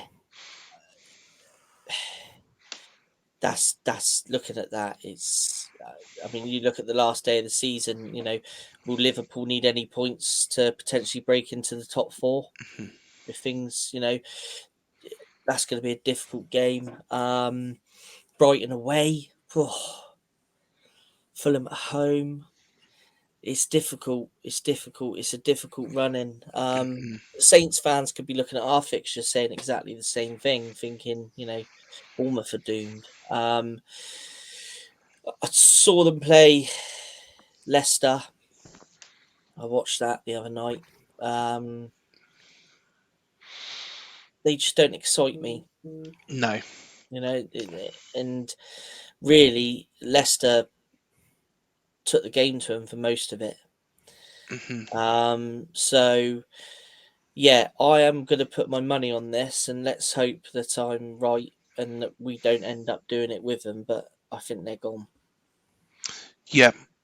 And of course, we are going to St Mary's on the 25th of April. And that's a huge game for both of us, I think.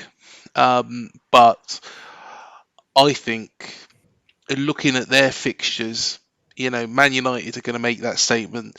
Spurs are going to want to make a statement because they've been so poor. Man City are going to be chasing. Arsenal, of course, are going to be, trying to keep themselves at the top of the league.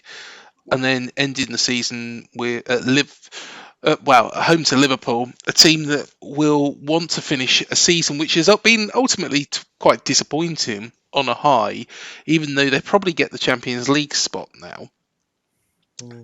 I would still say it's an underachievement for Liverpool this season, and I think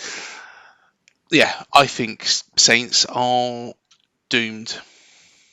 Yeah, I would agree. I mean, you've got 5 of the so-called top 6 there, haven't you? Yeah. It's gonna be, a real difficult run-in. Mhm. But yeah, let's hope so. Anyway, Yeah. let's hope so. Yeah. When the Saints go We're marching out, down. and when the Saints go marching out, I know you'll want to be in that number. When the Saints go marching out. Yeah. I honestly, that was As long as we brilliant, don't go Manny. marching That out was with them. brilliant.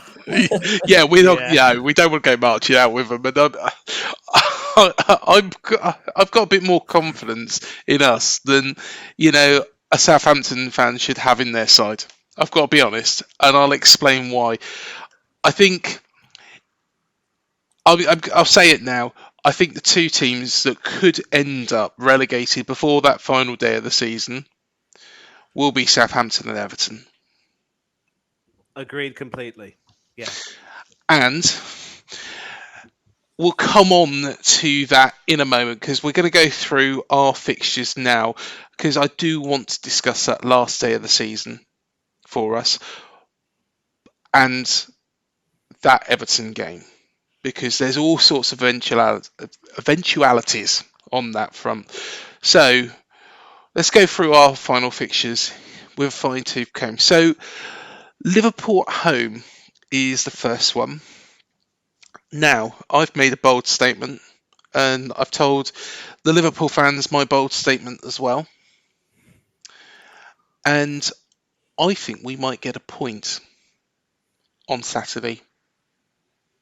Wow. I'll tell you why. Firstly, we're reeling after that 9-0. Okay, it's Gary O'Neill, but these players are going to want to put that right. They're not going to want to let Liverpool do them again, effectively. Secondly, I think, of course, Liverpool come off the back of, a fantastic result.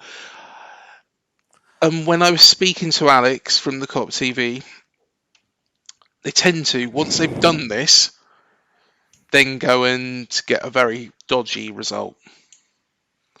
And we've skipped one too many, but they seem to get a dodgy result. So that's why I'm thinking, I don't think we'll win the game, but I reckon a 2-2 draw, a Desmond. Yeah. Yeah, that's a brave one. I will agree. But you'd take a point, wouldn't you? You would take a point against Liverpool. It's not a game that you're expecting to win, is it? So, I mean, any kind of point against Liverpool will be a massive point towards our tally this season. Yeah. Massive point. Definitely. How do you reckon it might go, Manny? Very hard to say. I'll take that point you made, how Liverpool would often follow a really big result with a rather dodgy one. But let's also not forget that this is the same Liverpool team which has not had the best of seasons, and they are going to want to make sure they win whatever games they can in order to usurp both Newcastle and Tottenham into the top four, and they will want to finish on that high. Yeah. Much has been made about the seventh season syndrome with Jurgen Klopp, where everything would start to go pear-shaped, and that would invariably be his final season at his club. It happened with him at one of his German clubs. I don't quite remember if it was Mainz or Borussia Dortmund, but they started horribly, but they recovered well enough and didn't place too badly at the end of the season. And I think that's what they're going to try and look to do over here. And with Liverpool's front three of Salah, Nunez and Gakpo currently firing, and of course the prospect of Roberto Firmino in his final season with Liverpool coming off the bench and maybe, adding to his tally, it's going to take a Herculean effort to try to stifle them. And so we were talking about how Gary O'Neill needs to possibly adopt more of a four-man defence. I did do some checking, and of course it was under Scott Parker. But that day at Anfield, you lot had a back four. It was a 4-2-3-1, and it didn't really get you anywhere. But of course, it's chalk and cheese. It's a different manager, and obviously the team looks a lot different. So it will remain to be seen what sort of homework Gary does and what he thinks will be the best formation to stifle that three-man strike force and the three-man midfield. But if you are able to nullify that three-man midfield, you should be able to attack the defence. Of course, it doesn't help that the likes of Virgil van Dijk and company are coming back into some semblance of form, and Joe Gomez isn't a part of that. It had to happen. He had to be dropped. So that is an exceptionally brave, ballsy call you've made there, Mr. Beazley. And I would even go so far to say that I will say that if O'Neill gets his tactics spot on, he could either end up with a very creditable draw or could very well be another tight loss. But again, if the confidence that you gain from that match is anything to go by, as it is with Arsenal, there's no reason why that result, a poor result, should really spell doom and gloom for the team. But I must say, I think it is a very ballsy prediction, and I think a lot's going to depend, as I said, on how Gary O'Neill shapes up his team, because we all know what Klopp's going to do with his 11. Even if it means playing the youngster Bajetic, I think is how you pronounce it, who's done quite well. He is nothing if not infallible. So how the midfield will try and attack him and those on his side will remain to be seen. It's I actually think it could very well be a tight loss, but again, nothing by which you should disgrace yourself. Well, after that, following that, we have got Aston Villa away, which, of course, is a place we've won before. The place we won the last time we went there. Completely different Villa side, though, this time round. And a different, I guess you could say it's kind of a different Villa side to the side we faced earlier on in the season, which was probably in a little bit of, it was in a bit of a transition phase to something that wasn't going to really work. They too, Craig, had a managerial change later on in the season. It was Steven Gerrard who was in charge of the team that time. Of course. He was found to be completely in over his head and out of his depth, and he was sacked close to the middle of the season. And then, of course, it was the former Arsenal manager, Unai Emery, who's come in and steadied the ship. In his 12 games, he's taken 22 points from a possible 36. So he's got the team well recovered. However, you take a look at the last two games they've played, they had to sort of grind out wins against Everton and I can't remember who they played. It was Crystal Palace, yes. And they only beat Crystal Palace thanks to Joachim Anderson's own goal.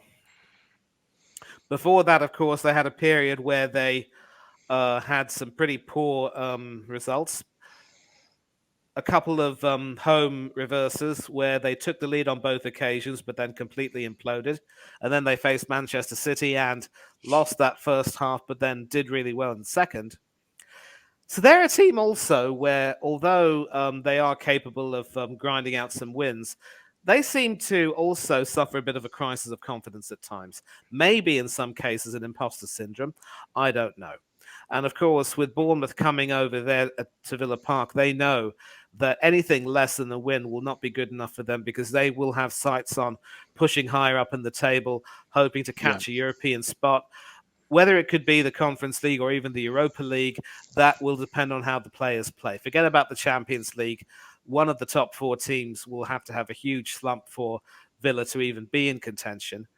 But this Bournemouth team is not like an Everton team which they faced at Goodison.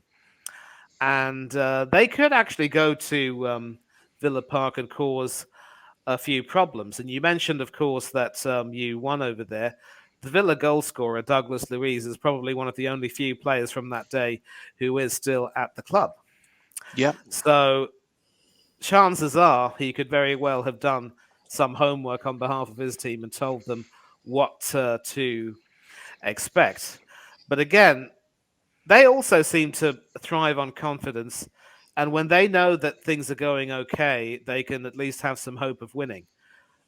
But with Bournemouth coming over there, they could invariably end up putting some pressure on themselves. This could be a game which you could maybe even sneak a result similar to that 2-1 that day in 2019. So if you're able to get up at them, try and dominate their midfield and really put their defense under pressure, who knows? Even a world champion goalkeeper might not be enough to stop you.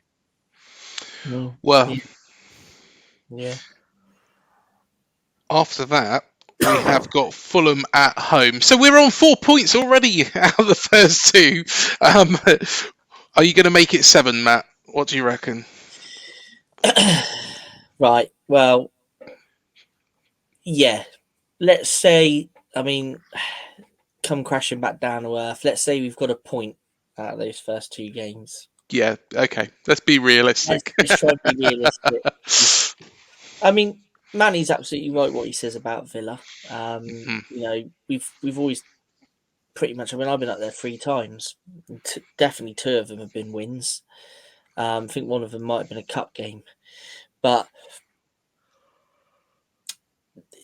it seems to be a place where we like to play well. So let's hope we do get the 3 points. But let's say for now we're on 1 point. Fulham, I think Fulham is one of the ones we've got to beat at home. Yeah. And credit to Fulham, credit to their manager. They've taken to the Premier League like a duck to water, really, haven't they? Considering they were a promoted side last year, and there's been plenty of years where you've seen, the three sides come up, the other three sides that struggle at the bottom, and they've broken away completely, haven't they? So it's going to be a tough game. But that's a game that I really do feel, being at home with the home crowd behind us, that has got to be a 3 point. And Fulham weren't particularly very good the other day. So I'm thinking that they might be coming into a little bit of spell where they're not performing as they have been. And we probably should have beaten them away, shouldn't we, really, this season? Yeah, that was, of course, I was at that game, and, a fantastic start. A really quick goal as well. I think it wasn't 11 seconds, mind, but I think it was, around about a minute. Yeah, but, yeah. Again, it was Phil Billing and Dominic Solanke that was linking up there. I think that Mitrovic penalty was. You could argue either way. It's one of them, isn't it?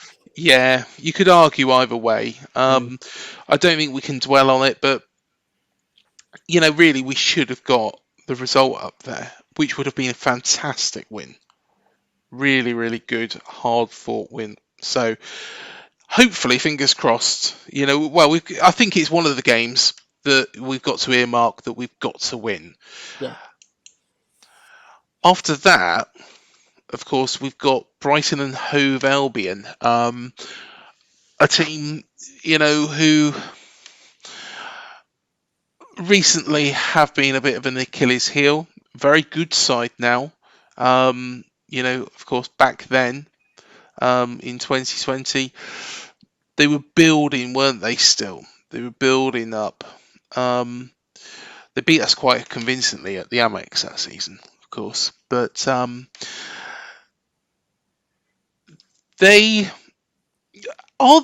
here's a question for you both.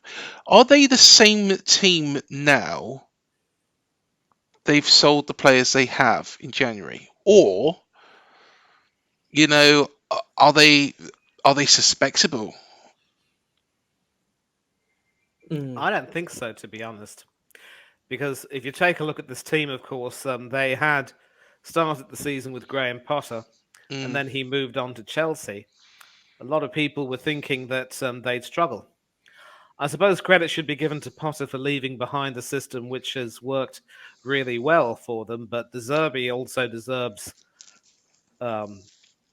credit for continuing that system quite well and making sure that the team would still continue to be hard to beat indeed.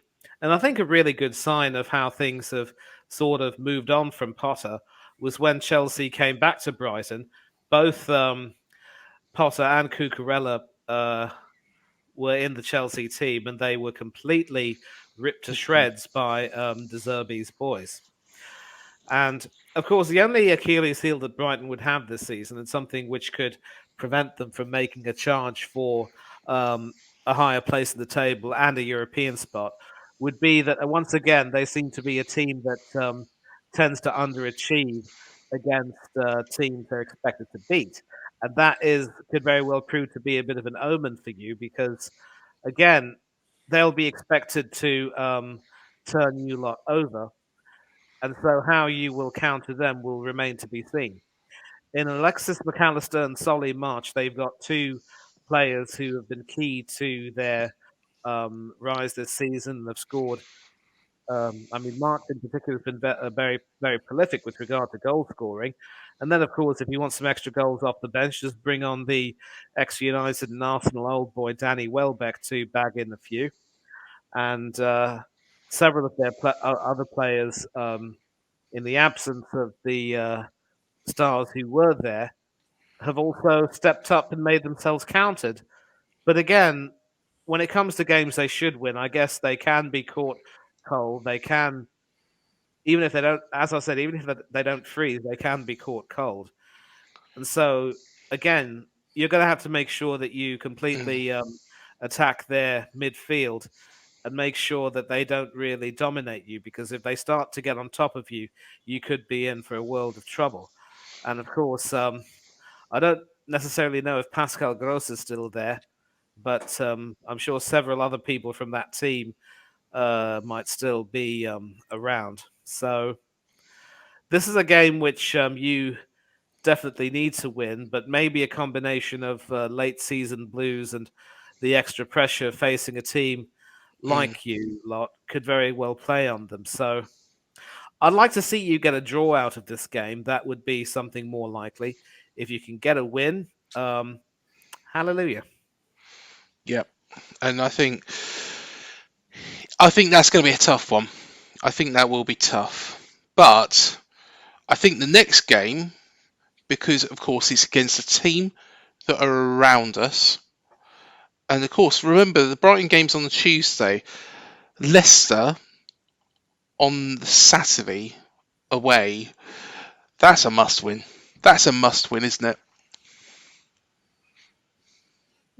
Yeah.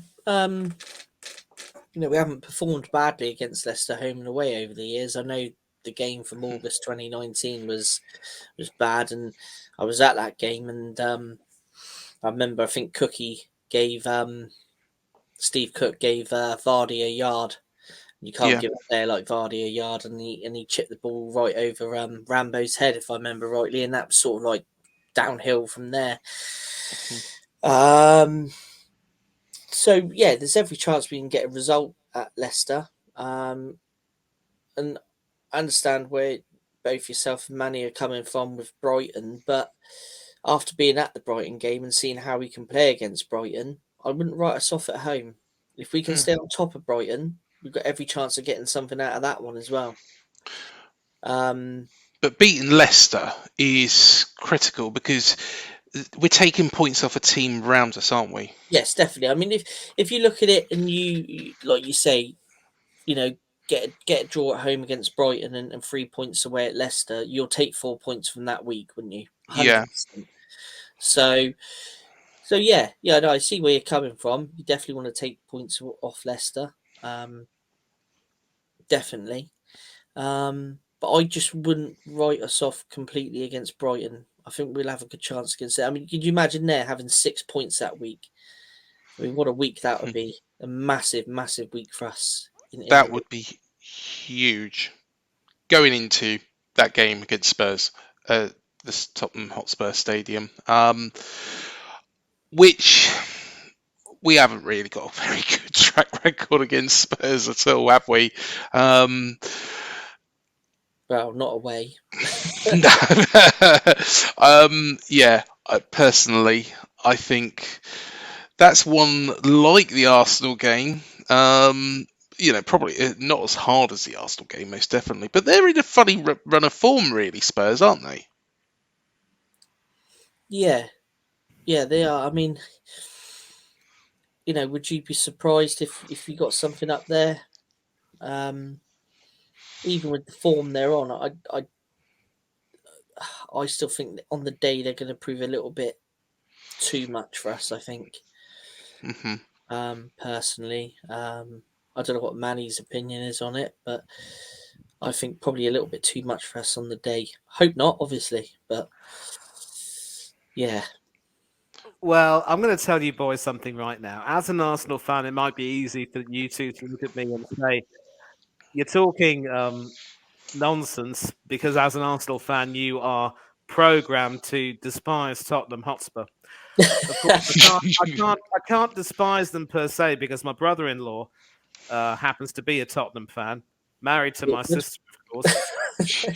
And my sister and I don't necessarily get on, so that adds another dimension to that. So go figure.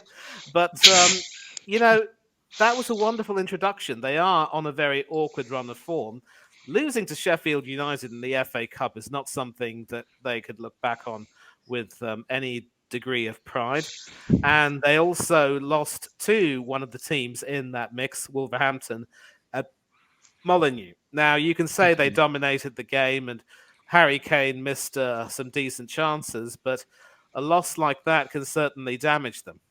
And they're definitely a team right now which is obviously, which, like West Ham, also has ambitions to do well in the Champions League. In fact, as we speak, they've just kicked off at the Tottenham Stadium against AC Milan. So I'm going to see if any thing has happened. I'm not going to turn on the telly because we've got BBC Sport for that. But yeah, so they're also a team which is obviously trying to justify its place in the the upper echelons of European football, and but they're also very hot and cold in the Premiership as we speak, and it's a question of what they can possibly do and how they're able to avoid more poor results like against Wolves and against Sheffield United. And I'm going to tell you one thing: they are not going to be looking forward to facing you lot at the Tottenham Stadium, because their fans are going to expect them to turn you over, but you're going to come there with different ideas. And this could very easily be a game where, you know what, with Hugo Lloris out, with several of their players not in the best of form, a lot of issues with regard to squad cohesion and so forth, I think this could be very well a game that you might want to win, because at least you will want to have some revenge for that heartbreak over at Dean Court where you led 2-0 and they pegged you back. You need to go for it. You need to go for it and really show them that despite their pretensions, they still have a very soft centre, and make sure that that you come away from that game with 3 points. I suppose a more realistic result could be a draw, but you know what? I'm going to stick my neck out and say you will win. Cherries flying high. Well, I tell you what, I think we're already safe based on what we hope, but it's not so much. It's not as easy as that. But yeah, I'm sure that we'll have to get you a Cherries shirt for that game, especially Manny. You do realise, mate, I live overseas, so I'm going to have to make sure. If you do want to get me a Cherries shirt, but listen, I'll pay for postage. Thank you very much indeed. That's all right. Well, let's have a look at, and this, to be honest, we might as well couple these next 3 games into one conversation. So, late April. So 9 points. Yes. 9 points here. West Ham, Southampton, Leeds. 2 of those are at home. The game against Southampton, the weakest side of those 3, is away, which, to be honest, not too worried about, because I think Southampton, we've won there before, and I think Southampton aren't particularly very good. I think that this is where our season will be defined. Absolutely. Yeah, 100%. Obviously, three teams that are currently in and around us. It's good. They're must-win games, aren't they? Yeah. They are must-win games. Can we win them is the question. On our day, yes, we can. But being on our day means a whole number of things. Everything from the tactics being right to the personnel on the pitch being right. Not having any injuries to key players. We need to really be at our best by this point. I think even 7 points from those 3 games, and I think we've got an extremely good chance of surviving. Definitely. I think the bigger of the the 2 ones where I would say are the ones where they're really 6-pointers is Southampton and Leeds for me. Yeah. Because I think Leeds will be the team that we are trying to put into that relegation zone. West Ham might be. It all might change. But Personally, I think Leeds are going to be the side who are most in danger. Yeah, it's. I mean, even when you look at the Chelsea game now, not saying it just because they've had a bad season, but if you look at our record against Chelsea, home and away, Mm, we've had some good results against Chelsea over the years. So, I mean, out of all the big clubs, we've got United, haven't we? We've got Spurs away, Liverpool. mhm. Out of the top clubs, Chelsea's the one I fancy us against. Yeah, yeah, definitely. Well, let's go on to the final couple of games. So Palace, Manchester United, and then there's that biggie against Everton, which I'm hoping, I say it's a biggie, I'm hoping it's not, and I'll explain.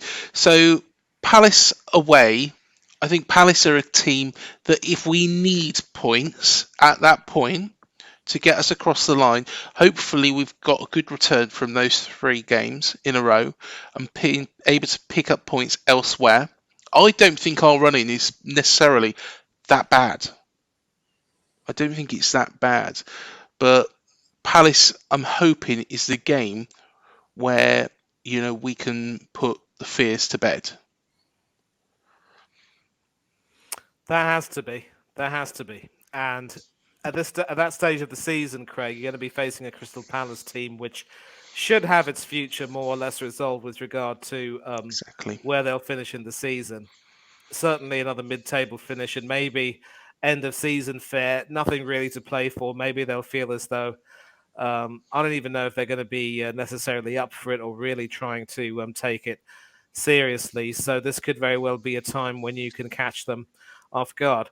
I know it sounds a little bit unlike Patrick Vieira, who wants his players to, be perfectly focused every single game, but it won't be easy when you're in that mid-table block, as it were, in the table, with nothing much to play for near the end. So. Mm. You might fancy your chances over there. It could very well realistically end up being a draw, but if you take your chances, who knows? Yeah, definitely.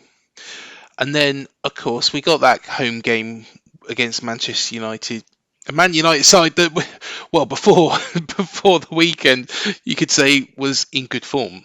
And of course, a 7-0 thrashing. I don't think you can read much into that. I think they'll still be tough. I Yeah. think they'll probably still have things to play for. I think they'll probably still be trying to push their position up. I don't think they'll be marooned somewhere. And what I mean by that is where they can't move. So maybe, say, for example, 3rd spot. I don't think they'll be in that situation where it'll be 3rd spot. I think it'll be a situation where maybe they need to win to keep hold of that, or they might be in 4th, or they might even be able to overtake Man City, for example. Yeah. It's been a much improved season for United, isn't it? I mean, even Didn't look like it was going to be though, did it? no, not at the start of the So, season. Not. I mean, I watched the Brentford game, and mm, Brentford absolutely tore them apart. yeah, But Ten Hag has, had time to stamp his mark on the squad. Players know what they expect now. I think last Sunday was a blip. mhm, I think before Casemiro's goal was ruled out, I didn't think United looked too bad. To be fair, they didn't look like they're going to lose 7-0. So I think that's going to be put to bed Saturday when they play. Is it Saturday when they play Saints? When they hammer Saints yeah, on, fingers crossed. At the weekend, they'll put that 7-0 defeat firmly behind them. I mean, another side that we've had results mhm, against before, but they weren't the United then as they are now. yeah. So I think that's going to be a difficult game, be a tricky, very tricky game. Actually, if there's any Saints fans watching at this moment in time, of course, Man United probably want to make up that deficit as well that they let in against Liverpool. Um, So 7-0 would do. No, I'm thinking that they might go for another 9-0, actually. That'd be quite nice. Be great for the Saints will enjoy that confidence, as well. wouldn't it? Be great Yeah, for so yeah, and it'd probably be very, very good for us because of the goal difference as well. Saints will be, yes, their goal difference will be shot to pieces if that happened. I don't think it will, but I think Man United should beat Southampton at the weekend. Right, this final game against Everton. Now, that game there that you've got up, that was heartbreaking. And of course, we won that game. Oh god, We yeah. won that game. But it was the pictures of Eddie just at the end, looking so dejected. Isolated. I think there was a mixture of feeling let down by players like Ryan Fraser. Just, I don't think, in a way, I don't think we really set up and, after COVID and Project Restart, I don't think we set up the right way after Project Restart. I think, but it was such a weird situation, nobody in grounds. Let's look at this game, though, and this season. And I personally think that this could be multiple endings here. So they could be fighting for something and we could be fighting for something. That is the worst case scenario. Now, if it's a dead rubber for either of us, so if it's a dead rubber for us, I'm guessing that we'll probably take our foot off the gas. So what I mean by that is that we're staying up either, or we've already gone down. Hopefully it's the first one. We've already stayed up. It's dead rubber. If it's a dead rubber for Everton and they've already stayed up, or if they've already gone down like we've predicted, Manny, what happens then? Is it more dangerous? Sometimes it is, isn't it? Yeah. That is if they're why I don't want it to come to that. Yeah, I mean, if they're already relegated, yeah, they've got nothing to really play for apart from pride. And sometimes that's the worst game to be facing. In an ideal world, by the time we get to the last game of the season, personally, I think we need to be safe. I agree. And that's the most ideal situation, isn't it? You get to, realistically, we want to be looking at the 13th of May as being all right. Yeah. Safe. And then the last two games will be more enjoyable than what they possibly could be. It's never ever. I mean, I know we've been there before over the years. Obviously, last games of the season. Second from last game of the season. Just staying up by the skin of our teeth and stuff like that before. But and I've been to away games at the end of the season where we've been relegated, like Wrexham back in 2002. When we got relegated, and there's nothing worse than going away from home on the last day of the season with something to play for. Yeah. Nothing worse. And then the feeling you get when it don't go your way is horrible. So we really, before these last three games, really want to hopefully be looking at a points tally where we can be saying we are safe. In an ideal situation. Definitely. Well, we've gone into it in some detail there, and you put some figures there. 6 wins will give us 18 points and add to our total of 21. 39 points will definitely be enough. I'm sure 7 wins, 42 points. I was saying earlier on, actually, as well, that with regards to 5 wins and lower points tallies, do you think that that would keep us safe? Well, the only way to find that out is to ride the season out, isn't it? Mm. Maybe this season, yeah. It's so close. That's what I'm Of course, thinking. wouldn't you like to think with just what we've gone through? I mean, I know we've had some horrific performances this season. I know Yeah, everything's run smoothly this season, but don't you think we've got 6 wins there? I think we have. Yeah, I think we have. Let's forget about the Everton game. Let's go back to it. I think Palace away. I think those 3 in the middle there, Crucial. Leeds and Southampton, West Ham. And that will define the season, like you said earlier. Those 3 games there define the season, I think. Leicester as well. And Aston Villa and Fulham. So that's 1, 2, 3. We could even get something against Brighton.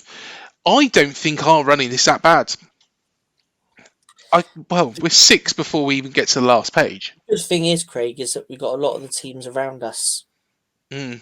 And, that's the best thing, is to take points off teams around us. Yeah. I know what we're saying about, your prediction for Liverpool, what I've said again, for Chelsea and that, but we know really deep down that they are bonus games. Yeah. We have got to take the points away from those fighting around us. So, like I say, those 3 games in the April will define the season. I'm pretty certain of it. Yeah, definitely. What do you think, Manny?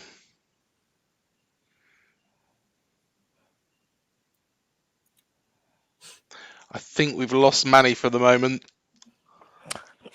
Yeah, you haven't lost me, Craig. I mean, there you are. Yeah, I've just Sorry, turned off I've just turned off my camera momentarily, but fair yeah. enough, So, mate. so yeah. So, what was the question you were asking though? Because I think do you think 5 wins would do it this season because it's so tight, which would give us 36? It should, and I think you mentioned earlier on, you were talking about how no team is exactly cut adrift. It also could potentially mean that the fight to the end will be so tough, it'll be very difficult to see how many points will separate the teams that just stay up and the team that joins Everton and Leeds going down to the Championship. So 5 wins could be enough, but you've also got to look for. I mentioned the Tottenham game at the Tottenham Stadium. That's a game where I'd like to see you take some confidence into that game and see if you can't get a result there for the reasons that I had mentioned. Again, it doesn't really have, as I said, too much to do with the fact that as an Arsenal fan, I have an antipathy towards them. But this season, I just think, they are looking very up and down, very spotty at the moment. And the confidence for them as well, given that they're trying to stay in the fight for Europe, and also as we speak are playing in the Champions League, trying to remain in the tournament, it's affecting them greatly. And there's going to be a huge clear out at the end of the season. They're going to lose some players. They're going to want to try and have some sort of a fight in the remaining matches of their season. But that's one game where I'd like to see you try and take the game to them and see if you can't pull out a win. They do have some good players, Ivan Perisic being one among them, but they are nothing if not infallible. Remember that. Well, we're going to wrap it up now, but we do have somebody to dedicate this show to, and I'll let you take it away. He's somebody I spoke to. I spoke to on a couple of occasions, and a lovely, lovely man who sadly passed away recently. I know, Matt, you spent some time on his show as well, and Manny, you was very close to him. Yes, and there aren't really too many words that I can say to describe him, and I'm a little bit ashamed, really, almost because I feel a bit tongue-tied. What can I say that would do him justice? I got to know him through another streamer, of course, Del Boy Gunner. He used to come on that channel and we would talk. And then I started to get involved with his channel as well. We would host a lot of shows together. And of course, I'm glad you've asked me to speak on this because it was through him, Craig, that I got to meet you. And it was through you that I got to know the channel and get to meet Yep. Matthew and Samuel and several other wonderful people. And it just goes to show that for all the talk about how people who create content for YouTube can sometimes have agendas and may not necessarily be the nicest people at times, Stephen was completely different. And sure, he and I had our disagreements with regard to certain players and the club, and whenever we would work together, he obviously wanted to, hold sway and have his arguments, agreed with more. But at the end of the day, working with him was always wonderful, and we would bounce off each other. We'd take the mickey out of each other at times. It was just wonderful to be involved with him and really support him in his fight for his cause. And even though his flesh was weak, his spirit was always willing, as they would say in the Bible. And he wasn't prepared to depart without a fight. But he's in a nicer place right now where he doesn't have to go through the drudgery of having to, have his internal fluids checked or have needles poked into him. And I guess getting to know him and learning from his struggle will make you realize that however much we may be struggling in some ways, maybe our struggles can seem a little bit petty compared to what others may be going through. Our struggles are no less valid, but it's another reminder that there are other people out there in this world who are having it really rough. And sometimes we need to learn from them about positivity, about courage, and about being willing to treat people the way you'd like to be treated. Some lovely words there, Manny and Matt. Yeah, obviously I didn't know Stephen obviously as well as Manny, but I did guest on his preview show before the Arsenal home fixture this season back in August. And he was just so passionate, wasn't he, about his football, about his Formula One, and just for that small time I was on there with him, you could just tell he was so passionate, and it's terrible. Obviously, you broke the news to me the other day, and it was nice to be on the podcast with him after, because we must have been talking for about 45 minutes to an hour, and he was telling me all about his troubles and what he's been through, and it just hit home, a bit like what Manny's just said. It kind of hits home, and sometimes you think you're having a bad day, and you look at other people and what they're battling with. It just sort of hits home, doesn't it? And Yeah. But just a really, really nice guy, and it's a shame to hear such sad news. Yeah, definitely. And all our thoughts here at the Cherries and All department with Stephen's family and friends. So yeah, this show has been dedicated in his memory. We will no doubt do another cherry picking very, very soon, I'm sure. But yeah, this should happen pretty much every week from now on, I think, shouldn't it? Yeah, should be back on schedule now. Yes, we are back on schedule. Of course, everything does get very, very busy. So, Matt, you'll be in for the next one. Manny, Yeah, I'm sure you'll be back. Yep, I will. I mean, I always tell you that nothing relaxes me and makes me happy quite like cherry picking. I think today, because of other reasons, I'm a bit too relaxed. My eyes are a bit bleary now. But this is a wonderful episode, and I want to thank you both for the tribute to Stephen. And I mean, all I can say is as well, Stephen, brother, you're in a better place right now, and your family are in our hearts too. You made a lot of wonderful friends on the YouTube community, and everyone grieves your loss, but we know that we're grateful for the life you lived and for having seen you. And also to the two of you, always a pleasure to be in your company. I want to thank you for having me on. It's always wonderful to come on a stream like this and talk football in general away from Arsenal, because football is the big uniter. It may be just a game. Humanity may be the most important thing, but football brings people together, and the way we conduct our conversations, that is the way we need to discuss things and treat each other on an online platform. So, as always, thank you, boys. Thank you so much. Well, thank you, Manny, for coming on again, and no doubt we shall see you very, very soon. But until the next episode of Cherry Picking, thank you for joining us. Hit that subscribe, and we'll see you then.